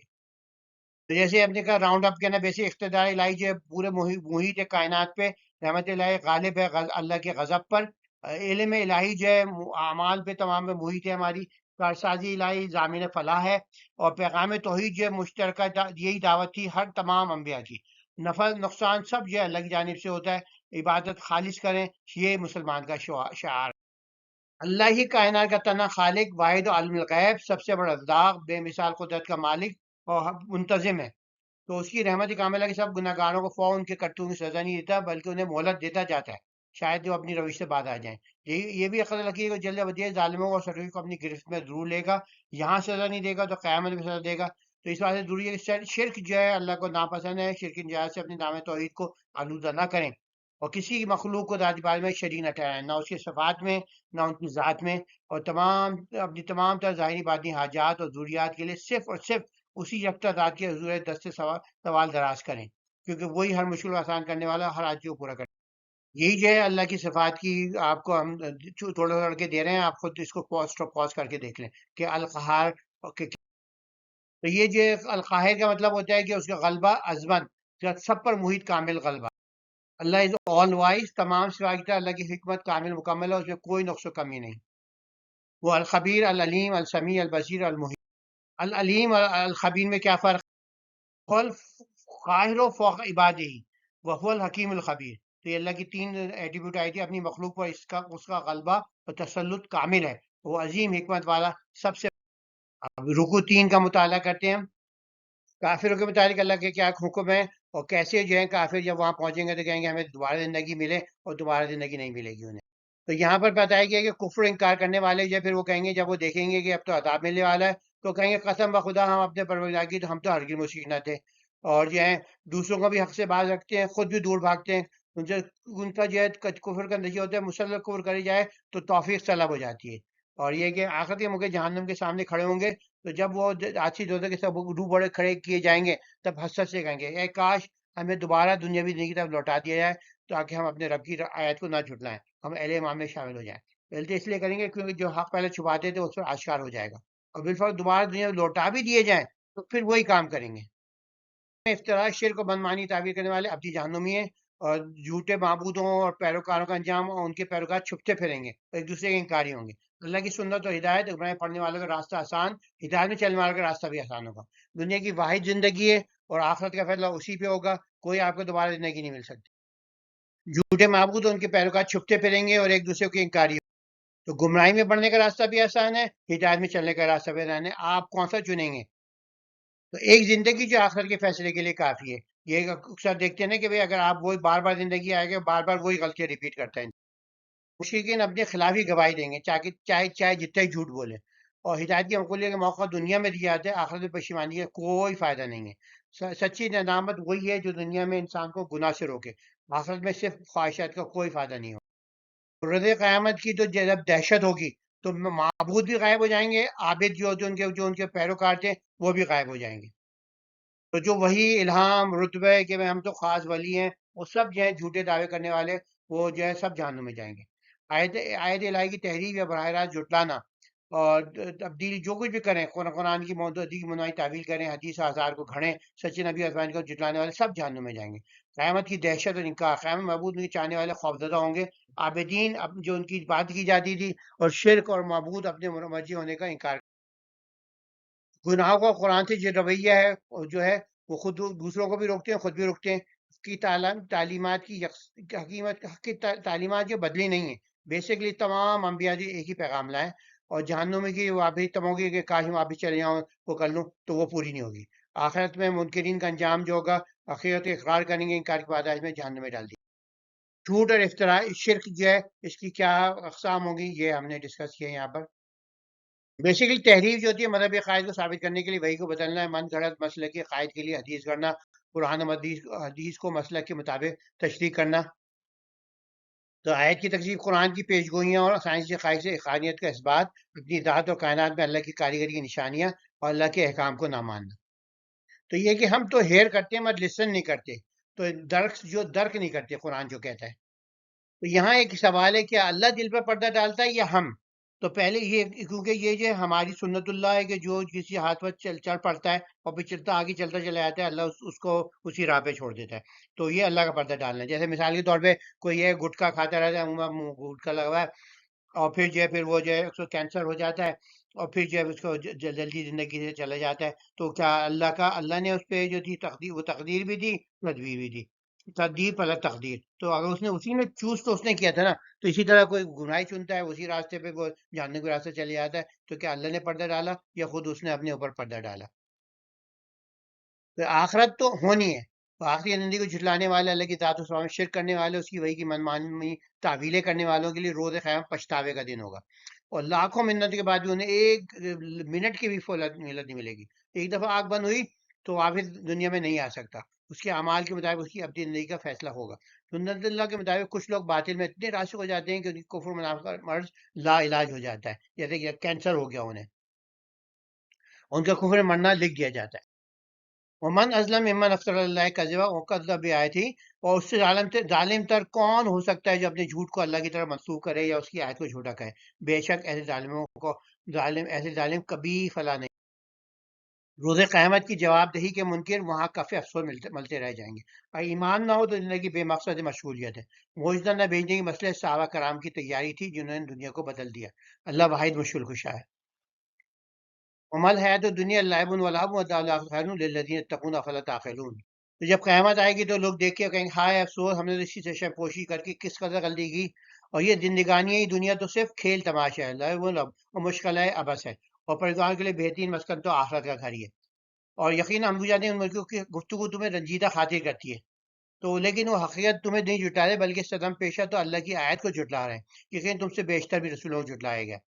اور معجزات کی موجودگی ہدایت کا مسئلہ تھا، کیونکہ کس بات سے نہیں ہوئی، کیونکہ اللہ کے رسول کی جو صحابہ کرام تھے ان کی ٹریننگ کی جا رہی تھی کہ تم جو ہے اپنی پریکٹیکلی دیکھو، اس کو دل میں ایمان لاؤ، اور پھر جو مشکل راستہ دیا، کیونکہ آدمی جو تھے معجزے سے پہلے لوگ جو تھے امپریس ہو جاتے تھے مگر ان کی زندگی میں انقلاب نہیں آتا تھا۔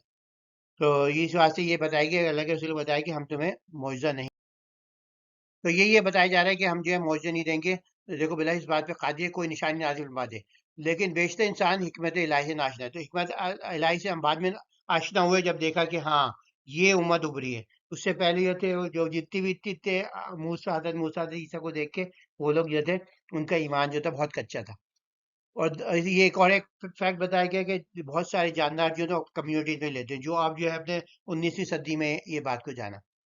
اور پھر یہ بتایا گیا کہ ان کا انکار کا انجام کیا، کیا ہوگا، اور جائے گا تو جس کے لیے اگر بھلا غور تو کرو، اگر تم پر اللہ کا عذاب اچانک آ پہنچے یا قیامت برپا ہو جائے تو کیا تم اللہ کے سوا کسی اور کو پکارو گے؟ ان سے پوچھا جا رہا ہے تو واقعی وہ لوگ جو تھے جب وہ مشکل میں پڑتے تھے تو وہ اللہ کو پکارتے تھے، بلکہ تم تو صرف اسی کو پکارو گے، پھر اگر وہ چاہے گا تو اس مصیبت کو دور کر دے گا جس کے لیے تم اس پہ گریہ زاری کر رہے ہو، اور تم اس وقت بھی ان مقربین شریکوں کو یکسر فراموش کر دو گے۔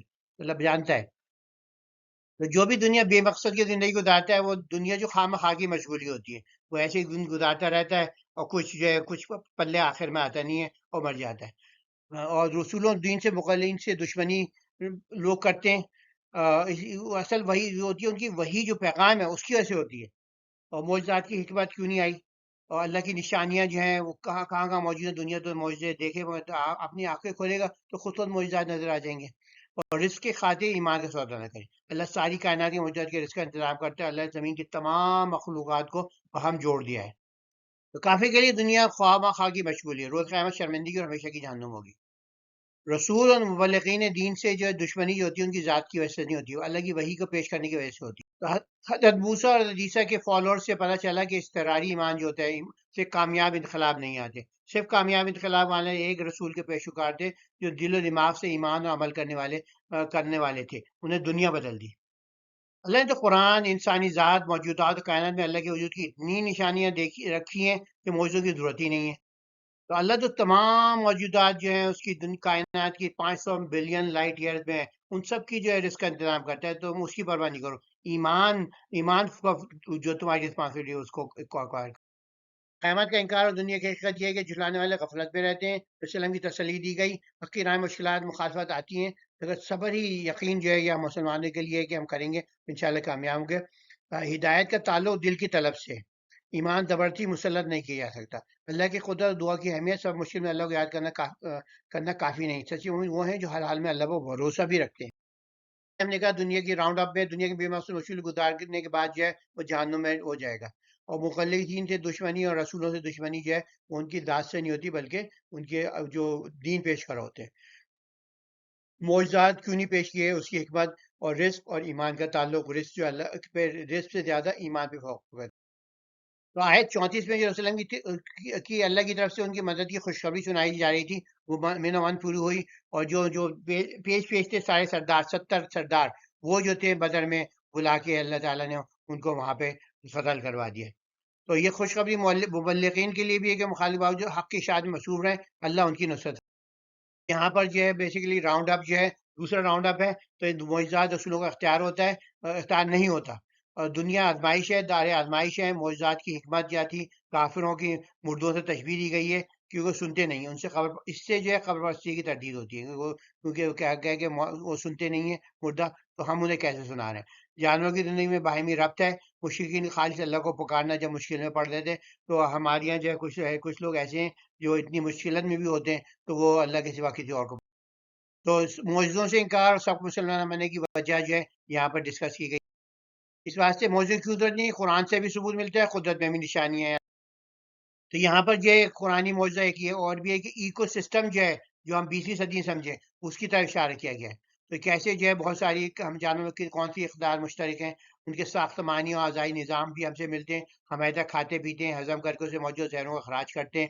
جان پرندوں بڑے جانوروں میں سماجی نظام بھی ہے، حشرات، مچھلیوں، پرندوں اور دودھ پلانے جانوروں میں کر اپنے ہی لوگوں کی جو حفاظت کرتے ہیں کمیونٹی کی۔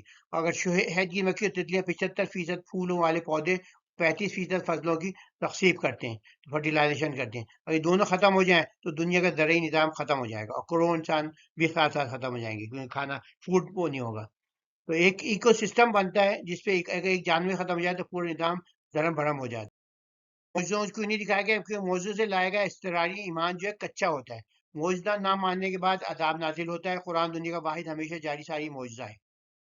اللہ کی امداد ایمان والوں سے کبھی دور نہیں ہوتی، بس اللہ کی خوشنودی اور آخرت کی کامیابی کے لیے جئیں۔ قرآن اور حدیث کے مطابق اپنی عبادات، تعلقات، معاملات اور اخلاقیات کو ڈھالیں، تبلیغ دین میں سرگرم رہیں، مخالفت کی پرواہ نہ کریں۔ اللہ کی مدد کبھی دور نہیں ہوتی، اور رزق کی پرواہ نہ کریں تو جانوں کو بھی رزق کا اہتمام کرتے ہیں، ہر ضرورت کے لیے صرف اللہ سے رجوع۔ ہاں ہے تو دنیا اللہ لعب ولہو وللدار الاخرۃ خیر للذین یتقون، یہ دنیا کی زندگی تو صرف ایک کھیل و مشغولیت ہے، پرہیزگاروں کے لیے بہترین گھر تو آخرت ہے۔ تو کچھ کچوکے لگتے رہتے ہیں، عذاب آتے رہتے ہیں، جھنجھوڑنے کے لیے آتے ہیں، مگر جب یہ کہ حالات ایک دم سے آپ بدلے بھی نہیں اور حالات اچھے ہونے لگے تو مطلب ہے کہ اللہ نے جو ہے ڈھیل دے دی، استدراج ہو گیا۔ عذاب یا کچھ بھی آ سکتا ہے اور بتدریج بھی۔ رسول صلی اللہ علیہ وسلم عالم غیب نہیں تھے، انہیں اتنا ہی علم تھا جتنا اللہ نے انہیں بتا دیا۔ یہاں جو استدراج کا ذکر ہے، بیسیکلی استدراج کا کانسیپٹ یہ گیا ہے کہ رسول بھیجے، پھر جب انہیں تکذیب کی روش اختیار کی تو ہم انہیں مصائب و علامت بتنے لگے تاکہ وہ عاجزی اختیار کریں، اور پھر سختی آزمائشیں نہیں ہوئے جب انہیں نصیحتیں فراموش کر دیں جو انہیں یاد دلائی گئی تو ہم نے ان پر نعمت آسائش کے دروازے کشادہ کر دی۔ تو اب اس کے علاوہ کیا گیا، اور پھر جو اگر ہدایت بھلا غور تو کرو تمہارے خون سلب کر لے اور دلوں میں مہر لگا دے تو اللہ کے سوا کون اور تمہیں نعمتیں واپس لوٹا سکتا ہے؟ کچھ لوگ جو ہوتے ہیں چلتے چلے آتے ہیں، اتنی ہوتے ہیں وہ کہ بھئی وہ آخر میں ہو جاتے ہیں۔ تو خواہ تو جو عذاب آ جائے، خواہ ناگہاں آ پڑے یا بتدریج جائے، تو کیا ظالموں کے سوا کوئی اور ہلاک ہوگا؟ تو بھئی تم ہی ہلاک ہوگے نا جو ظلم کر رہے ہیں۔ رسولوں کو تو صرف جو ہے خوشخبری سنانے والا، عذاب سے ڈرانے والے بچے ہیں۔ پھر جو ایمان لاتے ہیں اپنی اصلاح کر لیں تو ان پر کوئی خوف طاری نہ ہوگا، وہ محزون نہ ہوں گے، اور وہ لوگ جو آیات جلاتے ہیں انہیں نافرمانی سے عذاب پہنچے گا۔ تو یہ بھی اللہ کے رسول نے کہہ دیا، میں تم سے یہ نہیں کہتا کہ میں اللہ کے خزانے میرے تصرف میں ہیں، نہ میں یہ دعویٰ کرتا ہوں کہ میں علم غیب رکھتا ہوں۔ تو اس سے کلیئرلی کیا بات ہو رہی ہے، اللہ رسول کو علم غیب نہیں تھا۔ نہ میں یہ کہتا ہوں میں کوئی فرشتہ ہوں، تو میں تو بس اس وحی کی پیروی کرتا ہوں جو مجھ پر نازل کی، جو مجھے بتا دیا جاتا ہے وہ میں بتا دیتا ہوں آگے۔ بھلا کیا نابینا اور بینا بھی برابر ہو سکتے ہیں؟ تو کیا تم فکر نہیں کرتے؟ تو استدراج آتا ہے افراد کو بھی قوموں بھی، کہ آپ کو مشکل آئے گی، پھر اور مشکل آئے گی، بڑی آئی، اچانک خوشحالی ہوگی، تو وہ سمجھیں کہ آپ جو ہے اللہ آپ کو آزما رہا ہے۔ تو یہ کہ آفات تو اچھا ہے، آفات توبہ کرنے کے بعد ختم ہو تو بہت اچھا ہے، اگر بغیر توبہ کے ختم ہو تو اللہ استدراج کر رہا ہے، یہ ڈھیل ہے جو کبھی بھی ختم ہو سکتی ہے اور کبھی بھی سخت عذاب پکڑا سکتی ہے۔ اگر ہدایت کی توفیق چھن گئی تو صرف اللہ ہی سے لڑا سکتا ہے۔ رسول اللہ صلی اللہ علیہ وسلم اور علم غیب، اللہ کے رسول عالم غیب نہیں تھے، بشیر و نذیر تھے، انہیں وہی معلوم تھا جو وہی بتا دی۔ جیسے ہم نے کہا اللہ لوگوں کو جوڑنے کے لیے استدراج کرتا ہے، جہاں بتدریج مصیبتیں آتی ہیں اور اگر وہ نہ سدھریں تو اللہ خوشحالی بھیج دے۔ تو اگر بغیر توبہ کے ختم ہو رہی ہے تو مطلب ہے اللہ استدراج فرما رہا ہے، اگر انکار پر جمے رہیں تو اس ہدایت کی توفیق چھن جاتی۔ اللہ کے رسول صلی اللہ علیہ وسلم عالم غیب نہیں تھے، بشیر و نذیر تھے، انہیں وہی معلوم تھا جو وہی بتاتی۔ آزمائشوں اور غفلت میں پڑے لوگ، آزمائشوں سے رجوع کرنا ہی نجات کا راستہ ہے، ورنہ دنیا کی فراوانی دھوکہ ثابت ہو سکتی ہے۔ اللہ کی پکڑ، اسے ڈرنے کی ضرورت ہے، اللہ کی دی ہوئی صلاحیتوں حق کو پہچاننے کے لیے استعمال کرنا چاہیے، ورنہ اچانک گرفت میں آ سکتے ہیں، اللہ کی پکڑ کبھی بھی آ سکتی ہے۔ نجات سے وہی کی پیروی میں، اللہ کا رسول اپنی مرضی سے کچھ نہیں کہتا بلکہ اللہ کے احکام ہی پہنچاتا ہے، وہ عالم غیب نہیں۔ تو اللہ جو آزمائشیں بھیجتا ہے وہ اللہ کی رحمت کا مطلب ہوتی ہے، کہ کوئی آپ بہت دین میں تو آپ کو اٹھایا جائے گا تو وہ اللہ اٹھانے کی کوشش کر رہے ہوتے ہیں۔ تو ہدایت کی توفیق بھی اور جو ہے اس کی اللہ کی طرف سے ہی ملتی ہے، اگر چھن جائے ایک دفعہ تو وہی دلا سکتا ہے، اور رسول اور علم کو علم غیب نہیں ہوتا۔ تو استدراج دوبارہ کہا کہ اگر آپ جو ہے اس کے اندر زندگی مگن ہو جائیں تو وہ غلط ہوگا، کیونکہ پھر جو ہے آپ جو ہے توبہ کریں اور رجوع کریں۔ جیسے آیت 42 میں ہے کہ ہم نے بہت سی امتوں کی طرف اپنے رسول بھیجے، جب انہوں نے تکذیب کی تو ہم نے مصیبتوں سختی پہ لگے تاکہ وہ عاجزی اختیار۔ تو مسلمانوں پہ بھی کیا عذاب نازل ہوتے ہیں؟ عذاب استحصال جو ہوتا ہے، یا قوم مٹ جاتی ہیں، وہ تو نہیں آئے گا، مگر یہ لوگوں کو بھیج کر دوسری قوموں کو مسلط کر کے اللہ عذاب پہلے بھی بھیجا ہے، اس نے منگولوں کو بھیجا، اب وہ مغربیوں کو بھیجا، پھر اب بھی جو ہے یہ حساب ہم پر عذاب ہو رہا ہے، مگر اس کے اندر مسلمان سدھر جائیں، اپنے آپ کو کر لیں، ریکور کر لیں تو اللہ پھر ان کو جو ہے حکمرانی دے گا۔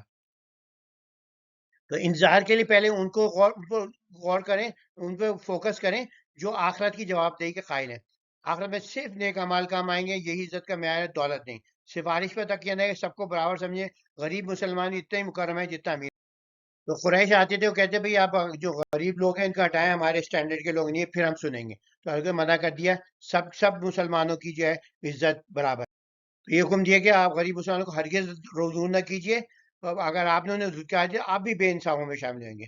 تو جو کہ دنیا اگر تنزک ہیں تو اللہ نے سب کے درمیان کیا یہی وہی مفلس خلاص ہے جن پر اللہ نے سب کے درمیان احسان فرمایا۔ تو یہ کہ جب وہ لوگ تمہارے ہاتھ کو کامل ایمان رکھتے ہیں، آپ کے پاس آئے تو ان سے کہیے السلام علیکم، تمہارے پروردگار نے تو اپنی ذات پر رحم کو لازم کر لیا، تو چنانچہ جو بھی شخص بھی تم سے عذرائے نادانی کوئی برا فعل کر بیٹھے طائب ہو جائے، تو یہاں توبہ کا کیا اصلاح کر لے تو اللہ تعالیٰ کو قبول کر لے گا۔ دو قسم کے لوگ ہیں جو نیک اعمال جو ہے کنسسٹنٹلی نہیں کرتے. ایک تو وہ جو کہتے ہیں آخرت ہے ہی نہیں، تو کہتے ہیں میں کیوں محنت کروں کیونکہ کوئی ہے نہیں، میں مروا تو ختم ہو گیا.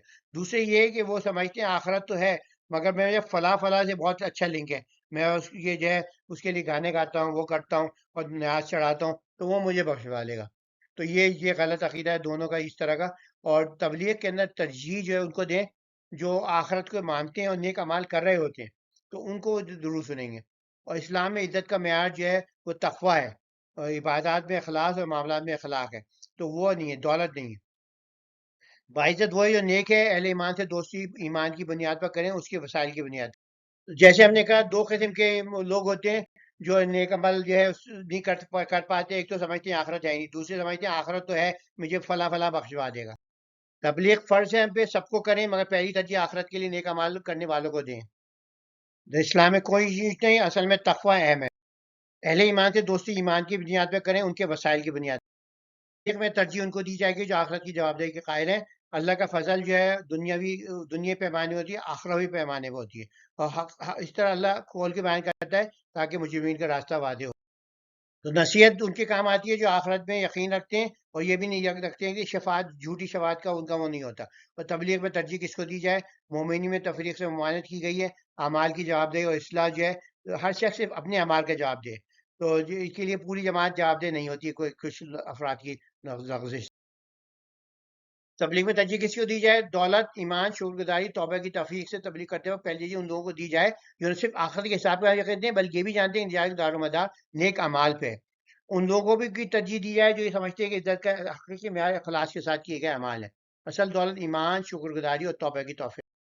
حدیث میں موجود ہے کہ کون سے صحابہ کرام تھے جن کے متعلق انہوں نے اعتراض کیا تھا کہ یہ جو چلے جائیں تو ہم آپ کی بات جو ہے اپنے سنیں گے. تو جیسے قرآن میں آیا انذر بھی، اس قرآن کے ذریعے تم جو ہے وہ کرو. جو لوگ کہتے ہیں 12 علم سیکھنے ضروری ہیں اس سے پہلے کہ آپ قرآن سمجھو، تو قرآن سے تو قرآن کہتا ہے بھائی اس سے لوگوں کو جو ہے اسلام کی طرف لاؤ. تو چاہے معاشرے کا کتنا ہی دباؤ، توحید اسلام نہ چھوڑیں. نبی صلی اللہ علیہ وسلم کے بعد عذاب لانے کا اختیار نہیں تھا. اللہ کے سوا کوئی عالم غیب نہیں، نبی بھی نہیں. اللہ ہی واحد قادر مطلق کائنات کا منتظم ہے. قرآن دلیل و ہدایت ہے، نیند جو ہے عارضی وفات ہے. نہ اللہ کے رسول کو غیب تھا، اور حیات و ممات سب پہ جو ہے اللہ کی جو ہے اللہ کا اختیار ہے. مجھے تو ان معبودوں کی پرستی سے منع کر دیا جو تم اللہ کے صفات پکارتے ہو. میں اپنے پروردگار کی طرف سے ایک روشن دلیل پہ قائم ہوں. حکم تو بس اللہ کا چلتا ہے، اسی کے بعد غیب کی کنجیاں ہیں جن کے سوا کوئی نہیں جانتا، یعنی کہ اللہ کے رسول بھی نہیں جانتے. وہی رات کو تمہاری روحیں عارضی طور پر قبض کر لیتا ہے، اور تو جانتا ہے دن میں جو کچھ کرتے ہو وہی تمہیں ہر دن ان کو اٹھاتا ہے کہ دن مقرر مدت پوری کی جائے. بالآخر اسی کی طرف لوٹ کے جانا ہے. توحید و شرک صرف ایک اللہ کی عبادت کریں. عذاب اور استدراج، عذاب کا بھیجنا اللہ کا استحقاق ہے. کہ چھوٹے چھوٹے نقصان آ رہے ہیں، بڑے عذاب کا معنی ہے کہ یہ نہیں کہ چھوٹے نقصان نہیں آ رہے. علم غیب صرف اللہ کا ہے. تاریخ اور روشن کائنات کی تمام زندہ غیر موجودات کا مکمل علم رکھتا ہے، مستقبل حال ماضی کا علم رکھتا ہے. نیند میں آپ کو عارضی وفات ملتی ہے، یہاں پہ آپ کا ادراک جو ہے اس کا. صرف ایک اللہ کی بات کریں، اور کسی کی خوشی کرنے کے لیے کسی آستانے میں جا کر کھڑے ہونا بھی. عذاب کا بھیجنا اللہ کا استحقاق ہے. کسی نبی ولی کو علم غیب نہیں ہوتا، صرف اللہ کو ہوتا. نیند میں ہماری فیکلٹیز جو ہے غائب ہو جاتی ہیں، تو یہ عارضی وقت. وسلم کو حکم دیا کہ واضح اعلان کریں اور صرف اللہ کی وحی کی پیروی کرتے ہیں. ہمیں بھی یہ حکم ہے، اور فیصلہ اللہ کے ہاتھ میں. کوئی جو ہے اپنے کوئی بھی اس کے علاوہ کہ اپنے اختیار میں کسی کے لیے نفع نقصان نہیں رکھتا اللہ کے سننے کا. تو ہم لوگ سمجھتے ہیں انہیں کال کرتے ہیں جو، تو وہ غلط کرتے ہیں. عذاب کا جو اللہ کا مقرر ہوتا ہے، غیب کا علم جو اللہ کی قدرت ہے وہی رکھتا ہے، اور موت میں اللہ کی قدرت بھی تو توحید و شرک کی تردید کر دی گئی ہے. انسانی خواہش و منفی دین کی تردید کی ہے. قرآن بطور بینہ ہے، رسول کی بشیت اور اللہ کی قدرت. قرآن روشن دلیل ہے، اس کی ہدایت میں مکمل توحید اپنا لیں. نہ کسی کو حاجی روا مانے، نہ کسی کو عالم غیب مانے، نہ کسی کو اپنے کام پر قادر سمجھے، نہ کسی ایسی تقریب میں جائیں، نہ ان کے آستانوں پر جائیں، نہ ایسے الفاظ کہیں جن سے غیر اللہ کی بزرگی بیان ہو. مشکل کشائی کا گمان. صرف اللہ کی عبادت کریں، اسی سے ہر حاج مانگیں. تو آپ کو سننا ہے کوئی چیز، آپ ایسے گنگنانے لگے کہ بھئی جس میں شرک ہے، جس میں کسی غیر اللہ کو بڑا بنایا گیا، تو آپ فوراً چھوڑ دیتے. تو اللہ کے سوا کسی کو پکارنا ناقابل معافی ہے. اللہ کے سوا کوئی نفع ثانی بن سکتا، اللہ کے سوا کوئی عالم غیب نہیں. نیند میں شعور سلب ہوتا. اب کیوں فوراً نہیں آتا؟ اس لیے کہ غیب کا پردہ چاک ہو جائے گا، پھر ایمان کا فائدہ نہیں، اہل ایمان کو دشمن برابر کر کے مضبوط کردار کا حامل بنانا ہوتا ہے تاکہ اپنے ایمان، عمل کردار اور جدوجہد سے اسلام کا بال بال کریں۔ کافروں کو اتنی مہلت دینا کہ حق کا سر چلنے کے بعد ایمان لے آئیں، یہ سب یہ تین وجوہات۔ وفات کے تین مختلف روح ہیں: مکمل وفات، روح زندگی، شعور قبض ہوتا ہے جسم برقرار رہتا ہے، کوما ہوتا ہے، شعور قبض، روح زندگی اور جسم برقرار رہتا ہے، نیند، ادراک قبض، لاشعور، روح زندگی اور جسم برقرار کی صورت میں بار بار یہ اس پہ ایمفیسائز ہوا کہ کسی کو اللہ کے سوا کسی کو غیب کا علم نہیں۔ عندہ مفاتیح الغیب لا یعلم الا ہوا، کیونکہ اس کے بعد تمام غیب کی کنجیاں اس کے سوا کسی کو بھی غیب کیا اللہ کا مکمل تسلط، چاہے کافی کتنے مضبوط لگیں۔ دعا اور تبلیغ کی هو الفوق عبادی، هو القاہر فوق عبادی، اللہ سب سے جو ہے قاہر ہے سب پر۔ اللہ بندوں پر کامل اختیار رکھتا ہے، وہ نگہبان فرشتے کرتا ہے، جو لوگ جتنے نیکی کرتے چلے جاتے ہیں اتنے نگہبان فرشتے اس کے ارد ہو جاتے ہیں، پھر موت کے فرشتے بھی ہوتے ہیں۔ اور جو ہے اللہ تعالیٰ کافروں کی دعا بھی سنتا ہے، مسلمانوں کی تو سنتا ہی ہے۔ اور یہ کہ اللہ جو ہے جب چاہے کسی کے اندر جو ہے وہ عذاب کے مختلف طریقے بتائے گئے، تو یعنی کہ اوپر سے نیچے سے آ جائے یا گروہوں میں تقسیم کر کے باہم دست و گریباں کر دے اور تمہیں ایک دوسرے کی سے جنگ و پیکار کا مزہ چکھا دے۔ تو یہ اسی طرح عربوں پہ جو تھا وہ یہ حساب استحصال نہیں آیا، یہ حساب جو تھا آپس میں گروہوں کی حصہ تھا۔ اور مسلمانوں میں بھی یہ جو اللہ تعالیٰ نے جب مسلمان ہوئے تو اسی طرح یہی آرام کر کے آپس میں بھی لڑا دیا اور دوسرے کافروں کو بھی مسلط کر دیا۔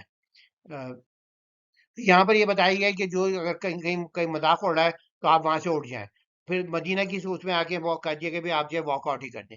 تو یہ کہ اب فرض عائد ہوتا ہے کہ انہیں واضح نصیحت کریں، تو کیونکہ انہیں واپس جا کے آپ واپس نصیحت کر سکتے ہیں تو اس وقت چھوڑ جائیں، اور جو ہے ان لوگوں کو حال پر چھوڑیے انہوں نے اپنے دین کو محض لہو و لعب بنا لیا ہے، زندگانی دنیا نے انہیں فریب مبتلا کر رکھا ہے۔ پھر انہیں اس قرآن کے ذریعے پند و معزت کرتے رہیے، آپ انہیں حق پہنچاتے رہیں۔ تو یہاں بھی دوبارہ یہی ہے، قرآن کے ذریعے آپ وہ کریں، تو کوئی بارہ علم سیکھنے کی ضرورت نہیں ہے۔ تو اللہ کا اختیار، تسلط، رزق، ناگہانی اور موت کو اختیار جو مکمل ہے۔ حفاظتی فرشتے جو ہیں ناگہانی سے بچاتے ہیں، تو ہم اگر چاہتے ہیں کہ ہمارے بچوں میں حفاظت بڑھے تو ہم نیک اعمال بڑھاتے رہیں۔ اور نیکوں اور بدروؤں کا ٹھکانہ، قیامت کا حساب جو ہے بہت تیزی سے ہوگا۔ عذاب کی اقسام ہے، اللہ گروہوں اور جو ہے اللہ تو ڈائریکٹ اس سے عذاب استحصال جو اب نہیں بھیجتا، صرف جو ہے گروہوں اور فرقوں میں بانٹ کر آپ نے لڑا کر بھی عذاب بھیجتا ہے۔ اور نعمتوں، عذاب کا وقت اور جزا و سزا اپنے نعمتیں بھی عذاب بھی معین وقت پہ آتی ہیں، تو چاہے ظالم ہو نیک و سزا جہاں دے یا آخرت میں، وہ اللہ کا اختیار ہے۔ اور دعا کی طاقت جو ہے کہ کافروں کی دعا قبول ہوتی ہے، اور شکر گزاری کافروں کی بھی جو ہے قبول ہوتی ہے۔ اور صحبت کا بہت اہمیت ہے، آپ جو ہے ایسی محفلوں میں بیٹھے نہیں، ایسے لوگوں کو نہیں کریں جو دین کا مذاق اڑاتے ہیں اور بغیر تبلیغ پہنچاتے رہیں۔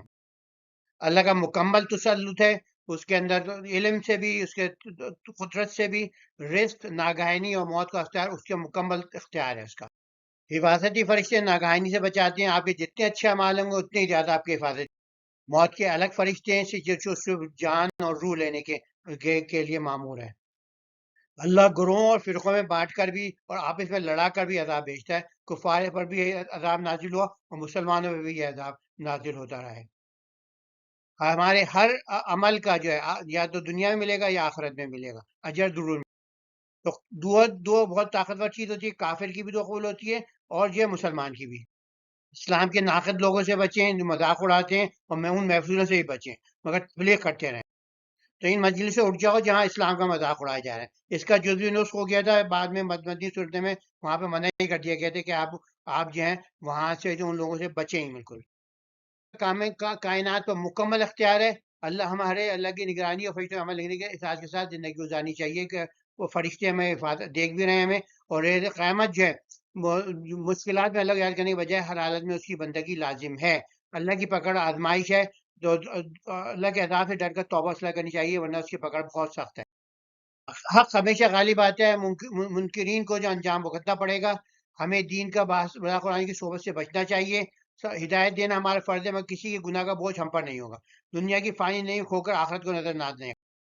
موضوعات نگہبان موت کے فرشتے ہر ایک کے ساتھ ہیں، حساب کتاب تیزی سے ہوگا، اللہ دعا کرنے والوں کو بچاتا ہے چاہے کافر ہوں۔ عذاب اوپر سے نیچے سے اور لڑائیوں سے آتا ہے۔ بری صحبت سے بچے ہوئے تبلیغ کریں، تبلیغ قرآن سے کرو گا، قرآن کو سمجھ کر پھیلیں۔ اور یہ کہ ہر ایک لہجہ بھی اللہ کے دور سے نہیں ہے، اللہ کائنات میں ہونے والے ہر واقعے کو اس کے ہونے سے پہلے جانتا ہے۔ فرشتے ہماری زندگی کے ہر لہجے کے اعمال ریکارڈ کر رہے ہیں اور نگہبانی بھی کر رہے ہیں، موت فرشتے موت میں روح قبض کر لیتے ہیں، مرتے ہی نیک روحیں علیین پہنچائی جاتی ہیں، بدروحیں سجین میں، روز قیامت حساب تیزی سے ہوگا کیونکہ سارے اعمال کا ریکارڈ۔ اللہ کا غلبہ اختیار مکمل ہے، محافظ فرشتے ہیں اور دعا کی قبولیت ہوتی ہے، ملک الموت ہے، روحوں کا ٹھکانہ ہے، جو علیین اور سجین، دعا شکر گزاری کریں، کیونکہ جو اللہ تعالیٰ سب کی دعا پڑھتا ہے، مسلمان کی تو بہت کرتا ہے۔ عذاب کی اقسام ہوتی ہیں جو ویسے بھی استطاعت بھی ہوتا ہے اور جو عابد بھائی میں لڑائی سے بھی ہو سکتا ہے۔ صحبت اور تبلیغ کا بہت وہ ہے کہ صحبت کا بہت اثر ہوتا ہے آپ پر، اور تبلیغ کرتے رہیں، وہ آپ کے لیے بھی۔ اللہ کا مخلوق پر مکمل تسلط ہے، مصیبت موت کے آگے طاقتور انسان اور قومیں بھی بے بس ہیں۔ اللہ نے مدد کے لیے محافظ فرشتے مقرر کیے ہیں، موت کے لیے ملک الموت۔ مندہ سب کو بلا اسی بارگاہ میں جواب دہ ہونا پڑے گا، ہمیں خود کو نیک بنانے کی کوشش کے ساتھ دوسروں کو بھی تبلیغ کرتے رہنا چاہیے، محفوظ سے بچتے ہوئے جہاں اسلام پر تنقید اور تصدیق اور یلبسکم شیعن اور یوزیکم بعضکم بعض بعض، تو تمہیں شیعہ کر کے مختلف گروہوں میں بانٹ کے جو ہے تو وہ جو اللہ تعالیٰ ایک دوسرے کی طاقت کا مزہ چکھا دیتا ہے۔ رکونوں میں اہم مضمون یہی ہے کہ مقصد زندگی کیا ہے ہمارا، وہ صرف ہمیں اللہ بتا سکتا ہے۔ بیسیکلی وہ ہے سر سپردگی، عبادات اور معاملات میں پرہیزگاری، اور تخلیق بھی حرف کن سے شروع ہوئی اور قیامت بھی حرف کن سے قائم ہوگی۔ اللہ واحد حاجت روا، واحد مشکل کشا، وہی فائدہ نقصان پہنچاتا ہے۔ ابراہیم کا تبلیغ کا نیا سلوک و حجت بتائی گئی ہے، تو بتایا کہ آنند من دون اللہ ما لا ينفعنا ولا يضرنا، کہتا ہے تم ان کو طرف بلاتے ہیں ہمیں جو نہ نقصان پہنچا سکتے ہیں نہ فائدہ پہنچاتی ہیں، بیسیکلی کیونکہ وہ جو ہیں خود ساختہ ہیں، ان کی ایگزسٹنس ہی نہیں ہے۔ اور پھر یہ اس کے علاوہ جو ہے آزر کو انہوں نے، حضرت ابراہیم نے کیسے اپنے باپ آزر کو جو ہے وہ سمجھایا ہے، اس کے علاوہ جو ہے انہوں نے یہ تھی کیسے اپنے قوم کو سمجھایا ایک مثال دے کے، تو یہ سب ہم پڑھیں گے انشاءاللہ۔ شروع اسی پوائنٹ سے ہوتا ہے کہ بھئی یہ کیا ہے قریب دانش کے ہم اللہ تعالیٰ کی ان ہستیوں پکاریں جو نہ ہمیں کوئی نفع پہنچا سکتی ہیں نہ کوئی ضرر، کیونکہ وہ تو خود ساختہ ہیں، نہ ان کی کوئی سند دے کے موجود ہے۔ تو یہ کہہ رہے ہیں کہ ہم تو اگر ہم واپس گمراہ ہو جائیں تو ہم ایسے ہماری مثال اس شخص سی ہو جائے جیسے شیاطین نے تو دشت و بیابان میں بھٹکا دیا اور وہ حیران سرگردہ پھر رہا ہو، جبکہ اس کے ہمدم و رفیع اسے راستے سے پکار رہا ہوں کہ اے شخص ادھر آ۔ تو یہ کہ اس کے علاوہ بس وہی حقیقت ہدایت تو بس وہی ہے جو اللہ تعالیٰ کی جانب سے ہو، اور ہمیں تو اب حکم دیا گیا ہے کہ ہم اپنے نفوس کو رب العالمین سپرد کرتے ہیں، تو سر سپردگی جو ہے وہی وہ ہدایت ہے۔ ہدایت تو بس وہی ہے جو اللہ تعالیٰ سے جانے ہو۔ تو اور یہ بھی اشارت ہے کہ نماز کو پورے آداب سے قائم کریں اور تقوی کو شعار بنائیں، اور یقیناً وہی تو ذات جگتا ہے جس کے حضور تم سب کو جمع کیا جائے گا۔ اور قوت الہی اور فیصلہ حتمی ہے اللہ کا، واحد خالق نے کن سے تخلیق کیا، کن سے ہی قیامت برکب کرے گا، تو یہ بہت بہت آسان ہے اللہ کے۔ یہاں یہ کیا جا رہا ہے، یہ آپ کو یاد دہانی کرا یہ قریش کو، تم بھی بتوں کی پوجا کر رہو، اور یہ ہے کہ وہ تو تم کہتے ہو ہمارے باپ ہیں، وہ تو تم توحید پہ قائم تھے۔ تو اس طرح ہم نے ابراہیم کو آسمان زمینوں کی سلطنت کا مشاہدہ کرایا تاکہ وہ صابر یقین ہو جائے۔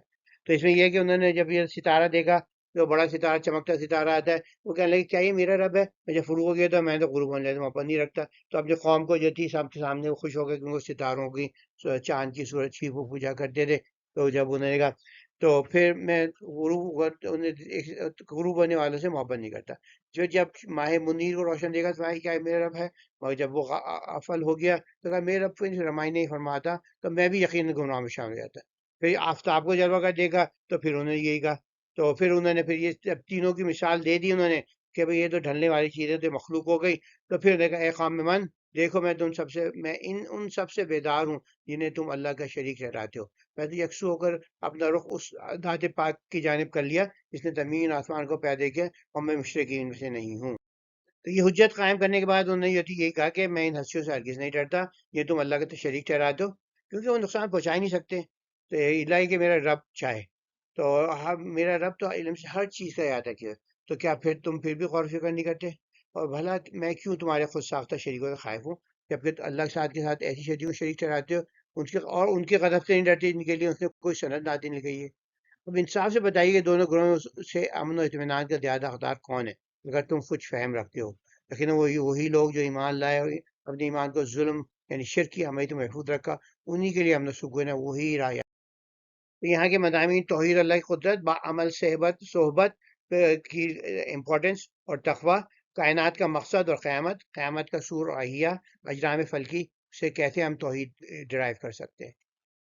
بیسیکلی راؤنڈ اپ میں صرف توحید جو ہے وہ یہ اللہ اکیلا الہ ہے، اکیلا حاجت روا ہے، اور اللہ کی قدرت کے نہ کوئی اللہ کے علاوہ نہ کوئی فائدہ دے سکتے ہیں نہ نقصان۔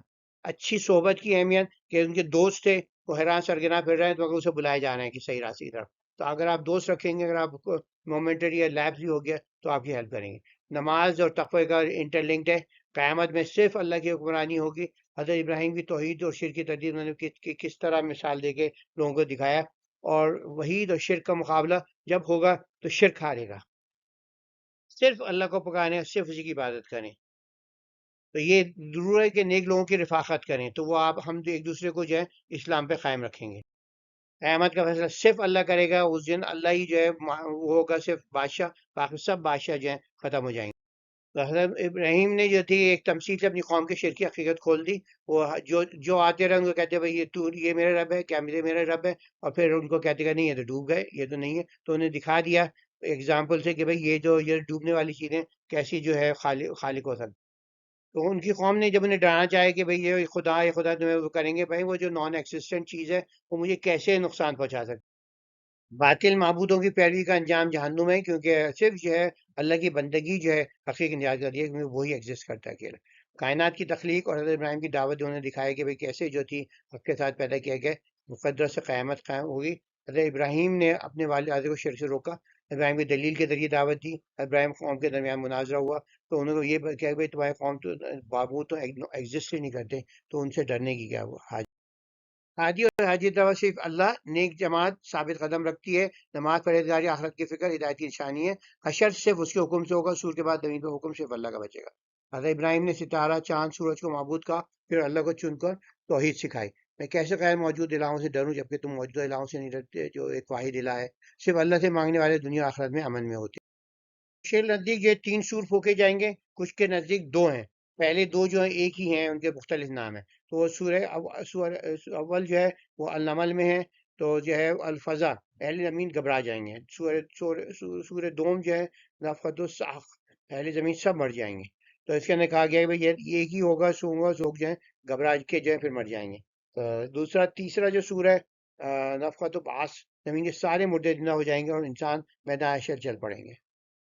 تبلیغ کا ایک نفیس اسلوب سکھایا جا رہا ہے کہ مشرکین کے شرک کی بے منطقی کو آشکار کرنے کے لیے مولے بظاہر ان کے عقائد کو تسلیم کرے، پھر برملا ایسی دلیل پیش کرے کہ عام مشرکین و کفار غور فکر میں مجبور ہو جائیں. انہوں نے حضرت ابراہیم نے عہد کیا انی وجہت وجہی للذی فطر السماوات والارض حنیفا وما انا من المشرکین، میں تو یکسو ہو کر اس ذات کی طرف متوجہ ہو گیا جس نے آسمان و زمین کو بنایا، اور میں مشرکوں سے نہیں. اللہ نے حق کے ساتھ کائنات بنائی. اس کا مقصد کیا ہے؟ بیسیکلی کائنات کی تخلیق کا مقصد تھا ایک انسان جیسی روح مخلوقات مقصد کے لیے بنائے گئے جو سر سپردگی ہے، اور دوسری کائنات جو سنت اللہ کے مطابق چلتا ہے. سارے اجنامی فلک جو ہیں، فزکس، کیمسٹری، اور انسان جو ہیں اور سارے جاندار جو ہے اخلاقی قانون کے مطابق چلتے ہیں اور بایولوجیکل قانون پر چلتے ہیں. کائنات جو عدل حکومت پہ قائم ہے، جو حق کی بالآخر فتح ہوتی ہے، انسان جو ہوئے گا وہ کاٹے. کائنات حکمرانی کا صرف اللہ کا ہے، وہی مالک ملک ہے، تمام کائنات کا حکمران. اس کا حکم ہماری زندگی پر نافذ کریں. ہم سب دنیائے فانی میں جو ہیں سرگردہ ہیں، حیران پریشان گھوم رہے ہیں، سوائے وہ لوگ جو حقیقت کی مقصد زندگی پا گئے. تو نفع و نقصان کا حقیقی مالک صرف اللہ ہے. سو صرف اسی سے حاجات طلب ہے، وہی مشکل کشا، وہی حاجت ہے، وہی دستگیر ہے. تو اور بغیر کوئی روز قیامت میں بغیر نیک اعمال کی ہماری شکایت کرے گا. بس اللہ کی اطاعت میں اعلیٰ کردار اخلاص سے اپنی زندگی کا مقصد پورا کرو، نیک اعمال جمع کرو.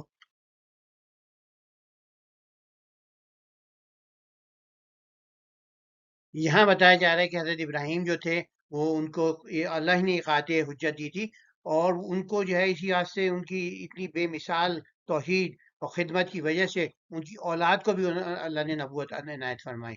تو اگر آپ اپنے ساتھ نیک ہیں تو اپنے بچوں کو بھی اپنے ساتھ جو ہے نیک بنائیں اور محسنین بنائیں.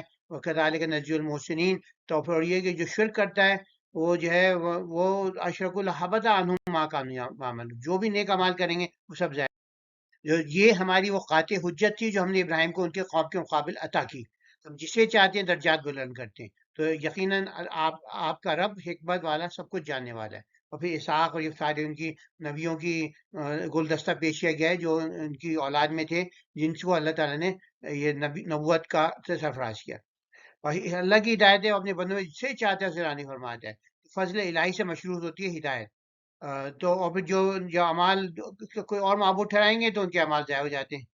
اور ہم نے انہیں کتاب، حکم اور نبوت سے سرفراز کیا تھا، اور اگر یہ کفار عقائد تسلیم کرنے سے گریز کرتے ہیں تو بے فکر رہیں کہ ہم نے انہیں ایسے گروہ کے سپرد کر دیا ہے کہ ان کو تسلیم کرنے سے بھی روگردانی نہیں کرے گا۔ یہ برگزیدہ ہستیاں جنہیں اللہ نے رائے حق کی جانب ہدایت دی، بس اے پیغمبر آپ بھی انہی کی نقش قدم پہ چلے، فرما دیے میں تو تم سے اس تبلیغ حق پر کوئی اجرت طلب نہیں کرتا، یہ تو صرف تمام جہانے والوں کے لیے ایک نصیحت ہے۔ جیسے نے کہا نسل جو ہوتی ہے نیک اعمال کریں گے تو آپ کی نسل بھی انشاءاللہ ان کو انکریج کریں گے، تو نیکی سکھائیں گے تو ہمارے بچے بھی نیک ہوں گے۔ انبیاء اہل ابراہیم کتنی سارے رسول آئے ان کے اندر، انبیاء کے اوصاف ہیں، تو ان کا جو تھا داؤد سلیمان کا جہاد تھا، حضرت یوسف اور ایوب کا ابتلا پر صبر تھا، اسماعیل یاسین اور یسع کی استقامت تھی، موسیٰ ہارون یحییٰ علیہم السلام کا ظالم قوم پر شکیبائی، دین کی سربراہی کے لیے سب درکار ہوتے ہیں، یہ بتایا، ویسے بھی بتائیے۔ اور شرک جو ہے نیک اعمال کو کھا لیتا ہے، آپ بہت بڑے کروڑوں کی خیرات کر رہے ہو مگر آپ جو ہے کہیں اور غلط جگہ ماتھا ٹیک رہے ہیں، غلط جگہ استعانت کی طلب کر رہے ہیں، تو آپ کے سارے نیک اعمال ضائع ہو جائیں گے۔ اللہ کو کسی چیز کا اللہ کا غضب نہیں بھڑکاتا جتنا شرک کرتا ہے۔ اور رسولوں کی ذمہ داری کیا ہوتی ہے؟ صاحب شرع رسولوں کو حکم اور نبوت ادا کی جاتی ہے، وہ صرف ایک منصب ہوتے نہیں رکھتے بلکہ وہ عملی نمونہ ہوتے ہیں، اور اسلام کو غالب کرنے کی اپنی پوری کوشش کرتے رہتے ہیں ساری زندگی، اور یہ ہمارا بھی مشن ہے، نیکی کرتے رہو، نیکی سکھاتے رہو تو تمہارے بچے بھی نیک ہو۔ تو یہ مختلف انبیاء تھے، ان سب کی جو تھی مختلف خصوصیات تھی، اسی کی وجہ سے جو ہے دین کی سرفرازی کے لیے یہ سب درکار ہوتے ہیں مختلف اوقات میں۔ معمولی سے شرک بھی نیک اعمال کو ضائع کر دیتا ہے۔ تو نبوت کا صرف ایک منصب نہیں ہوتا بلکہ ایک رول ماڈل بننا ہوتا ہے۔ تو پھر یہ جب ہم کو جو ہے شہید بنایا اللہ نے، تو اس کے ساتھ ہمیں بھی جو ہے حق کو جو ہے اپنی زندگی میں رائج ایسا کرنا ہے کہ لوگ جو ہے ہم سے دیکھ کے جو کہیں اچھا مسلمان اتنے اچھے ہوتے ہیں۔ نبوت جو تھی ایک عطیہ الہی تھا، اب نبوت نہیں رہی مگر نیک لوگ، صالح لوگ اور جو ہے صدیقین اور جو ہے شہداء، یہ سب جو ہیں ہمارے مسلمانوں میں ہونے چاہیے، جن کی وجہ سے لوگ جو ہیں اسلام کی طرف آئیں، اسلام کو آپ رول ماڈل بنے دوسرے لوگوں کے لیے۔ اور یہ ہمیں جو ہدایت کتاب کا وارث بنایا گیا ہے، رسولوں کی پیروی، اور سچی رمانی وہی ہے جو اللہ کے رسولوں کی دی ہوئی ہے، اس پر چلنے والا ہی نجات پائے گا۔ شرک سے محفوظ رہیں اور اپنے آپ کو جو ہے نیک سے نیک ترین بناتے جائیں، تاکہ لوگ جو ہیں آپ جنت بھی پائیں اور آپ کی وجہ سے لوگ جنت پائیں۔ 6 بیسک موضوع تھے ابراہیم کو علیہ السلام کو شرک کے خلاف حجت اللہ نے سکھائیں، انبیاء کی اکثریت آل ابراہیم سے تھی، تینوں آسمانی مذاہب جو یہودیت عیسائیت اسلام جو تھے وہ آل ابراہیم میں تھے، مشرکین کے نیک اعمال کارت ہو جائیں گے، وہی فرمان اور نبوت کا وعدہ جو تھی نبووں کو عنایت فرمایا، اور مبلغ کو تبلیغ کا اجر نہیں لینا چاہیے۔ تو اس وجہ سے حضرت ابراہیم کی 2 حجتیں بیان کی گئی، ان کی وجہ سے انہوں نے قائل کیا۔ تو آپ جو ہے لوگوں کو اگر کرنا چاہتے ہیں تو سوچ کے سمجھ کے بات کریں، تاکہ دلیل سے لوگوں کو راضی کریں۔ نیک اولاد کی عطا بہت ہوتی ہے، آپ ان کا بھی پرورش کریں، اور پھر ان میں سے جو ہے نیک لوگ آپ سے بھی زیادہ نیک ملیں۔ اور حضرت عیسیٰ اور یحییٰ کی جیسے مثال ہے، انہوں نے یحییٰ نے ان کی آمد کی راہ ہموار کی، ان کو یہودیوں نے قتل کر دیا، پھر بھی جو مسیحوں کو مارنے کی بھی کوشش کری، مگر جو ہے مشن جو تھا ان کا کامیاب ہوا۔ حضرت لوط اور ابراہیم کو بھی آل ابراہیم کو ذکر کیا۔ حضرت لوط جو تھے آل ابراہیم ٹیکنیکلی نہیں تھے، مگر کیونکہ وہ بھتیجے تھے، انہوں نے پالا تھا، تو ان کو بھی جو ہے اچھا کی وجہ سے ان کو معاشی بھتیجے بھی آل سمجھا جاتا ہے۔ ابراہیم کے رسالت جیسے ہم نے کہا 3 بڑے رسول اور 3 بڑی شاخیں آئیں۔ اب جیسے کہا مشرقین کے نیک اعمال اکارت ہو جائیں گے، تو 3 بڑی چیزیں عطا ہوتی ہیں، صحیفہ، حکم اور نبوت، اور یہ علم اگر سے احساس چھین لیا جائے گا، اسلام کی تجویز کا سہرا انصار ان کے بعد آنے والے دیگر جو قومیں ان کو بھی چل جائے گا۔ تو جیسے ہم نے وہ آیت 89 میں یہ آیا ہے، صحابہ کرام کا راستہ، ہمیں صحابہ کا راستے چلنے کا حکم ہے، دین کی خدمت کے لیے کوئی اجر نہ ملے۔ جیسے ہم نے دیکھا حضرت ابراہیم کو اللہ نے 2 حجتیں، نبیوں کو گلدستہ یہاں دیا گیا ہے، تو ان کی حضرت ابراہیم کے بیٹے اسحاق کی اولاد میں جو تھے، جو بڑی وہ تھی انبیاء کی، وہ یہ تھی۔ اس کے اندر آل ابراہیم اور آل نوح میں یہ انبیاء کے جوڑے تھے، تو 3 بیٹوں کی نسل میں عظیم انبیاء ہے۔ حضرت موسیٰ کے لیوائی کی نسل کے اندر، پھر یہودا کی نسل میں حضرت عیسیٰ، بن یامین کی نسل میں حضرت صاحب شریعت رسولوں کو ملتی ہے الکتاب، حکم اور نبوت۔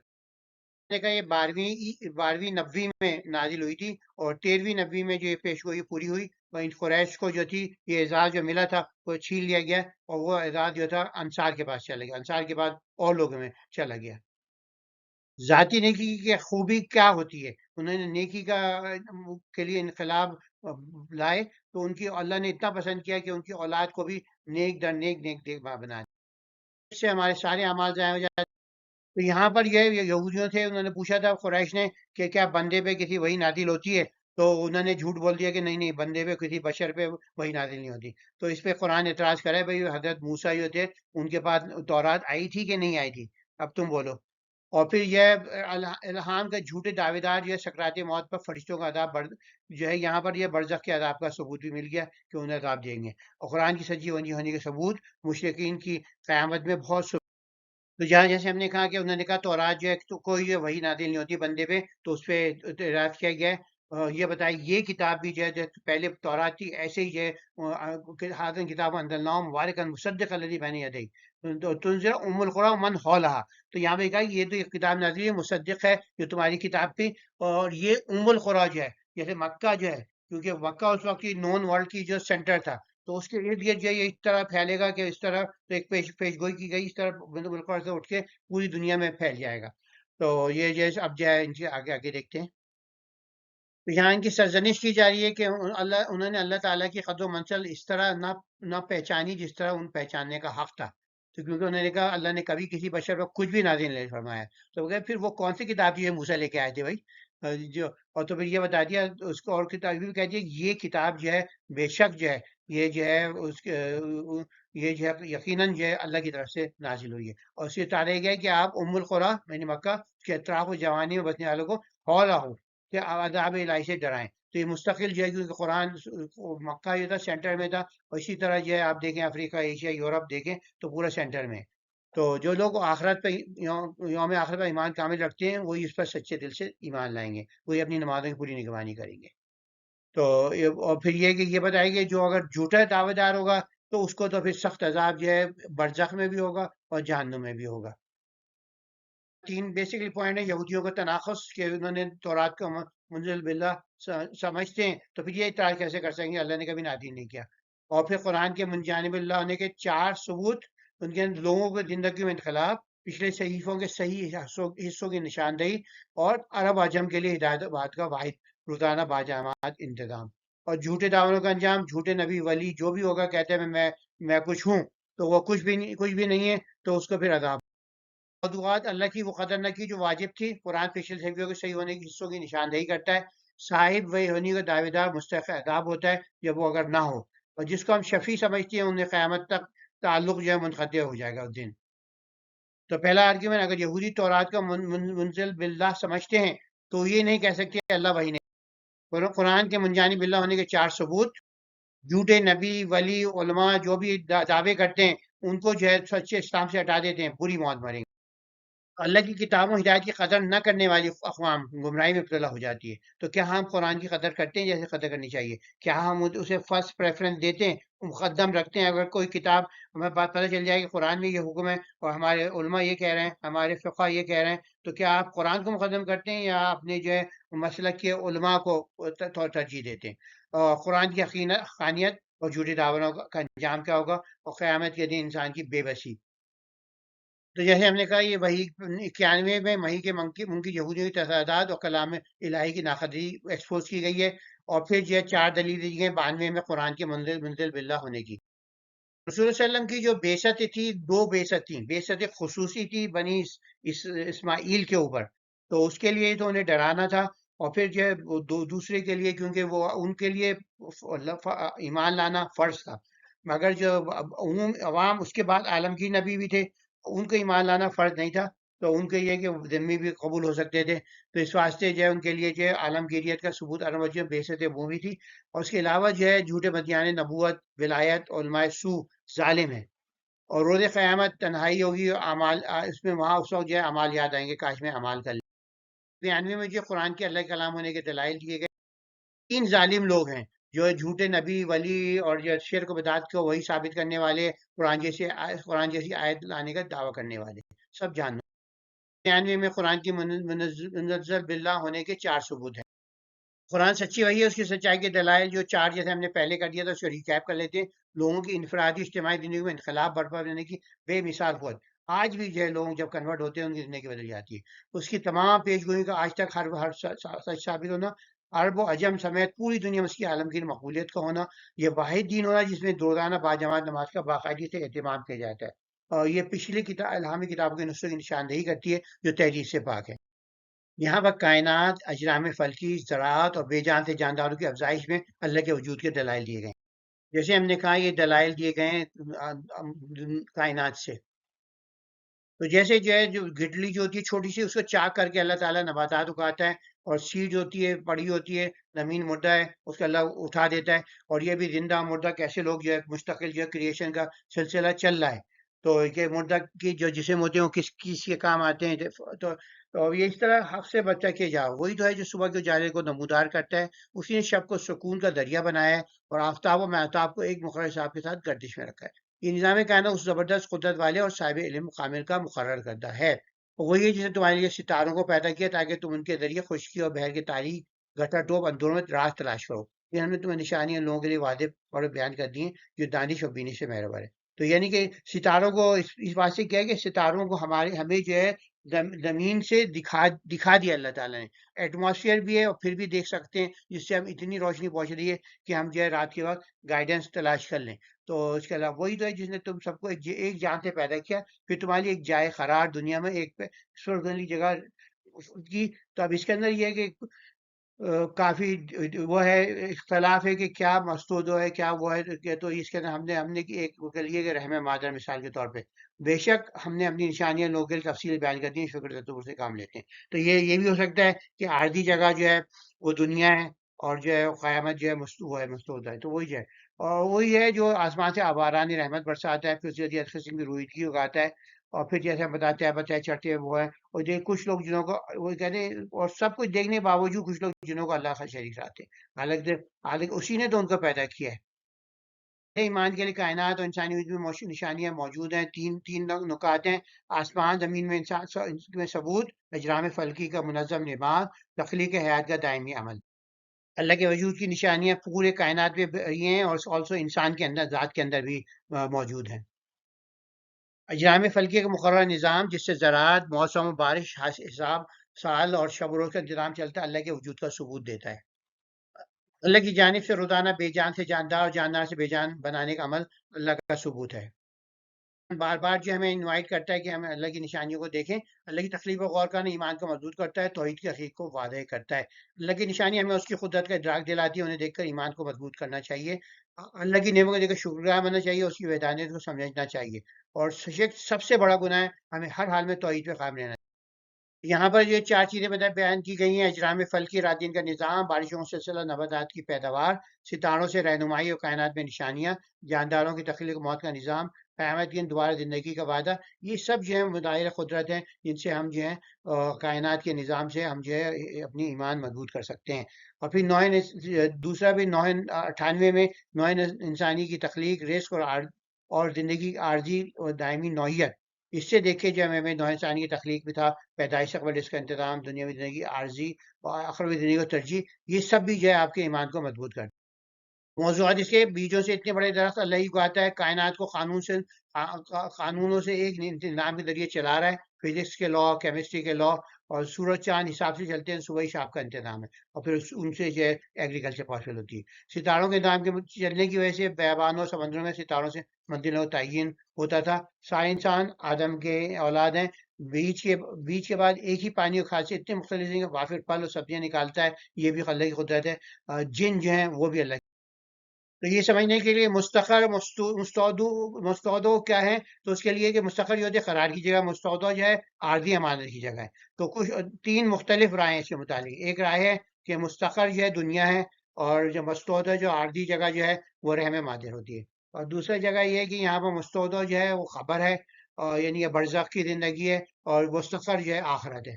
اور پھر ایک اور جو ہے جو مستودع ہے دنیا ہے، اور آخرت جو ہے مستقر ہے۔ یہ تین رائے ہیں۔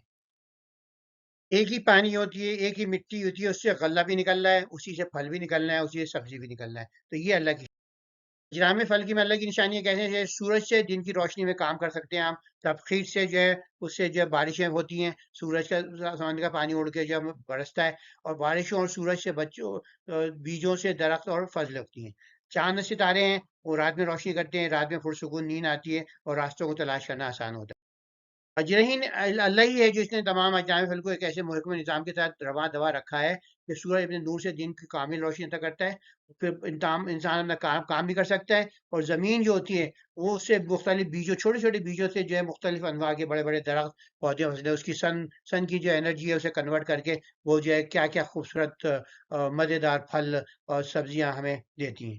تو اس کے اندر آپ یہ اگر آپ بیج خرید کے لائیں وہ آپ بھی حیران ہو جائیں گے، بھائی اتنا بڑا درخت اتنے چھوٹے سے بیج سے نکلا ہے، تو وہ اللہ کی خلاقی ہوتی ہے۔ اور رات کی پرسکون روشنی اور جو ہے ستارے ٹمٹماتے ہوئے ہمیں شب کی تاریکی میں راحت آرام مہیا کرتے ہیں، اور ستارے جو ہوتے ہیں جو ان کی لوگوں نے چارٹ کر لیے تھے اس سے جو ہے سمتوں کا تعین کر ہو جاتا ہے۔ تو 98 میں قد فصلنا آئے تھے قومی عالمون۔ اب ہم آخری رکوع میں آگے توحید کے بصائر اور نبوت کے دلائل یہ ہیں، اللہ ہی ہدایت دیتا ہے، دوسرے مذاہب کی خداؤں کو شاید کی گستاخی نہ کرو۔ یہاں کیا گیا بدی السماوات اور بدی معنی کریاشو ایکس نیہولو ہوتی ہے کہ بغیر کسی چیز کے، کیونکہ جو ہے اللہ نے تخلیق کیا ہے، یعنی انوینٹر ہے، کیونکہ یہ ہوتا ہے کہ آدمی جو ہر چیز جو انسان بناتا ہے وہ پہلے سے چیزیں پری ایگزسٹنگ چیز ہوتی ہیں ان سے بناتا ہے۔ اللہ جو بغیر پری ایگزسٹنگ چیز کے ہوتے کہتے ہیں کن، اور وہ خود جو ہے خود بخود یہ اسپیس ٹائم خود بخود شروع ہو گیا، اللہ نے کہا اور بگ بینگ شروع ہو گیا۔ تو اور پھر یہ کہ کہنا اس کے بچہ کیسے ہوتا ہے، انی یکون لہو ولد ولم تکن لہو صاحبۃ، کہ اس کی تو بیوی بھی نہیں ہے تو اس کا کیسے ہو سکتا ہے۔ ذالکم اللہ ربکم، یہ اللہ ہے تمہارا رب، لا الہ الا ہوا، اس کے علاوہ کوئی الہ نہیں، خالق کل شیء فاعبدوہ علی کل شیء قدیر۔ تو لا تدرکہ الابصار وہو یدرک الابصار، اس کی کوئی آنکھ جو ہے اس کا ادراک نہیں کر سکتی، وہ ہر اس ادراک کا ابصار کرتا ہے، وہ لطیف الخبیر۔ تو وہی تو آسمان زمین کا مبدع محیط ہے، موجد ہے، کہ اس کی کوئی شریک زندگی ہی نہیں تو اس کا کوئی فردین کیوں کر سکتا ہے۔ اس نے ہر چیز کو پیدا کیا اور ہر شے کا کما حقہ علم رکھنے والا ہے، کوئی نگاہ اسے ادراک نہیں کرتی، جبکہ تمام نگاہوں کو احاطہ قدرت میں لیے ہوئے، وہ نہایت باریک بین اور ہر چیز سے باخبر ہے۔ اس طرح ہم جو ہے پیغامات کو مختلف انداز میں بیان کرتے ہیں تاکہ ممکن کا الزام نہ دھریں کہ آپ نے کسی سب سیکھ لیا ہے۔ تو قرآن کی مدامی تنوع کا ہم مشرقین میں نگہبانی صرف مبلغ ہیں، تو گمراہوں پہ جو ہے مہر لگ جاتی ہے، اور یہ بھی ایک اہم سبق یہ ہے کہ کسی کے جھوٹے معبود کو برا بلا نہ ہو، کوئی کرشن آپ کو کرتا ہے، رام کو کرتا ہے، آپ کو پتہ ہے نہیں ہے تو آپ کہتے ہیں نہیں کیونکہ وہ پھر اللہ کو برا کہے گا۔ تو یہاں پر تین میسج بیسک ہیں کہ اللہ کی بے مثال تخلیق، ربوبیت مسلمانوں پر لطف خاص، کائنات انسان قرآن میں نشانیت بصیرت کا ظہور، مذاہب کا احترام اور تبلیغ احسن کا نبوی طریقہ کیا ہے۔ اللہ ہی خالص، اللہ کی کب تخلیق ہے، اللہ ہی معبود برحق ہے، ہر چیز سے خالق و نگراں ہے، اور جو ہے اللہ کی طرف سے باتیں چاہ چکی تو دیکھنا چاہے فائدہ اٹھائے، وہی پر ہمیں پیروی کرنی چاہیے۔ مشرقین کے خیالات کی کو ان کے جو ہے احساسات کی یہ نہیں ہونی چاہیے کہ اگر وہ ہم سے امپریس ہیں کہ نہیں ہے۔ سچائی کے مقابلے میں باطل کی پیروی گمراہی ہے۔ کفار کے ضد اور معجزات کا مطالبہ دوبارہ آ گیا، کفار کے دلوں کی سختی پھر بیان کر دی۔ تمام موجودات کو اس نے جو ہے عدم سے ایجاد کیا، کچھ بھی نہیں تھا ایجاد کیا ہے، اس کی کوئی اولاد ہو ہی نہیں سکتی، اور اللہ واحد خالق، راحت پروردگار، واحد کارساز اور تنہا عبادت کے لائق۔ قرآن میں حق مختلف اصول سے بیان کیا جاتا ہے، مشرکین سے کنارہ کشی اختیار کریں اور وہی کی پیروی کریں، قرآن کو مقدم رکھیں، حدیث کو اس کے بعد مقدم رکھیں، غیر اللہ کو برا نہ کہو، کہیں وہ دن میں اللہ کو برا کر بیٹھیں، وہ عزت دیکھ کر بھی دشمن اسلام ایمان نہیں لانے والے۔ اب میں بیسیکلی جو ہے اللہ کی بے مثال تخلیق، وحدانیت نگہبانی، اللہ خالق واحد کارساز اور سیارہ ارضی کو سازگار بنانے والا ہمارے لیے دنیا میں رویت الہی کا عدم امکان، آخرت میں بشارت کا وعدہ ہے۔ تو اللہ نے تمام موجودات کو بغیر مادے اور مثال کے عدم سے تنہا پیدا کیا، وہ اپنی ذات میں یکتا ہے، نہ اس کی کوئی بیوی ہے، نہ اولاد، اور مسیح سمیت تمام مخرب بندے اس کی مخلوق ہیں جن کی وہ تخلیق کے بعد مسلسل نگہبانی اور خبرگیری کرتا ہے۔ اللہ ہی کائنات کا واحد خالق ہے جس نے سب کچھ بغیر کسی مثال کے پیدا کیا اور زمین کو انسانوں کے لیے سازگار بنایا ہے، وہی پوری کائنات کا منتظم اور کارساز ہے، وہی واحد دستگیر اور مشہور خوش ہے، اسی کی بات ہے۔ تو کوئی انسان جو ہے اللہ کو نہیں دیکھ سکتا، مگر جنتی جو ہے دیدار الہی سے مشرف ہوں گے اگرچہ اس کا مکمل ادراک نہ کر پائیں گے۔ یہاں پر جو ہے چار ایٹریبیوٹس ہیں اللہ کے، بدیع، خالق، علیم، وکیل، تو ان کی کیا میننگ ہے؟ لطیف کے کون ہے، خبیر کون ہے، یہ بھی ہم جان سکتے ہیں یہاں سے۔ ٹاپک کافی تھے، تو دوسرا تلخیص ہے یا دوسرا راؤنڈ اپ ہے توحید و بصارت کا اثبات، نبوت و قرآن کا اعجاز۔ بصیرت اور بصائر میں کیا فرق ہے؟ بصائر جو ہیں جو روح کو جگانے والی جو نشانیاں ہیں ان کو دیکھ کر جو ہمارے اندر بصیرت جاتی۔ یہاں پہ تبلیغ کے دو سلیقے سکھائے گئے ہیں۔ پہلا سلیقہ یہ ہے کہ جب آپ تبلیغ کرتے رہیں، نہ آپ غصہ ہوں، نہ ہی ذاتی ملاقاتوں میں، نہ مناظروں کے اندر وہاں غصہ بالکل نہ ہو، کیونکہ ہدایت اللہ کا کام ہے، وہ آپ فرسٹریٹ بالکل نہیں ہو۔ اور دوسرا طریقہ یہ ہے کہ ہم یہ دین میں اتنا آگے نہ بڑھے کہ ان کو، ان کے دین کو، ان کے عقائد کو، ان کے معبودوں کو اور ان کے علماء کو کسی کو کسی برا بنانے گئے۔ تو یہ ہے کہ ان کی اہمیت جاگ جائے گی، ان کے دل معاف ہو جائیں گے، اور متفر ہو کر وہ ایک تو کچھ سننے سے انکار کریں گے، دوسری ان کی اہمیت بھی جائے گی کہ وہ اللہ کو اور رسول کو، قرآن کو، اسلامی شاعر کو برا کہنے لگیں۔ لیکن مشیت اور رضا میں کیا فرق ہے؟ اور ہم جو ہیں کوتوال نہیں مقرر، کیونکہ معجزات اس واسطے نازل نہیں ہوئے کہ بھئی اللہ تعالیٰ جو تھے ایک اسٹرانگ کمیونٹی اٹھانا چاہتا تھا، دوسرے کہ اگر وہ آ جاتے تو ان میں فوراً عذاب آ جاتا۔ اور عدم ایمان کی وجہ ہم نے کہا کہ وہ اسی واسطے تھی کہ ان کے بہت سارے ویسٹڈ انٹرسٹ تھے، بہت سارے بصائر ہیں دنیا بھر میں جس کو ہم دیکھ کر جو ہے بصیرت حاصل کر سکتے ہیں۔ مبلغ کا کام اپنے کردار، طرز عمل، رویے اور پیغامات سے پیغام حق پہنچانا ہے، نہ غم و غصہ کرے، نہ جو ہے ان پر حملہ کرے۔ قد جاءکم بصائر من ربکم فمن ابصر فلنفسہ ومن عمی فعلیہا، دیکھو حق بینی کے ذرائع تمہارے رب کی طرف سے تمہیں پہنچ چکے ہیں، اور جو کوئی دیدہ بصیرت سے حق کو دیکھتا ہے وہ اپنا ہی بھلا کرتا ہے، اور جو کہ اندھا بنا رہتا ہے وہ اپنا ہی نقصان کرتا ہے۔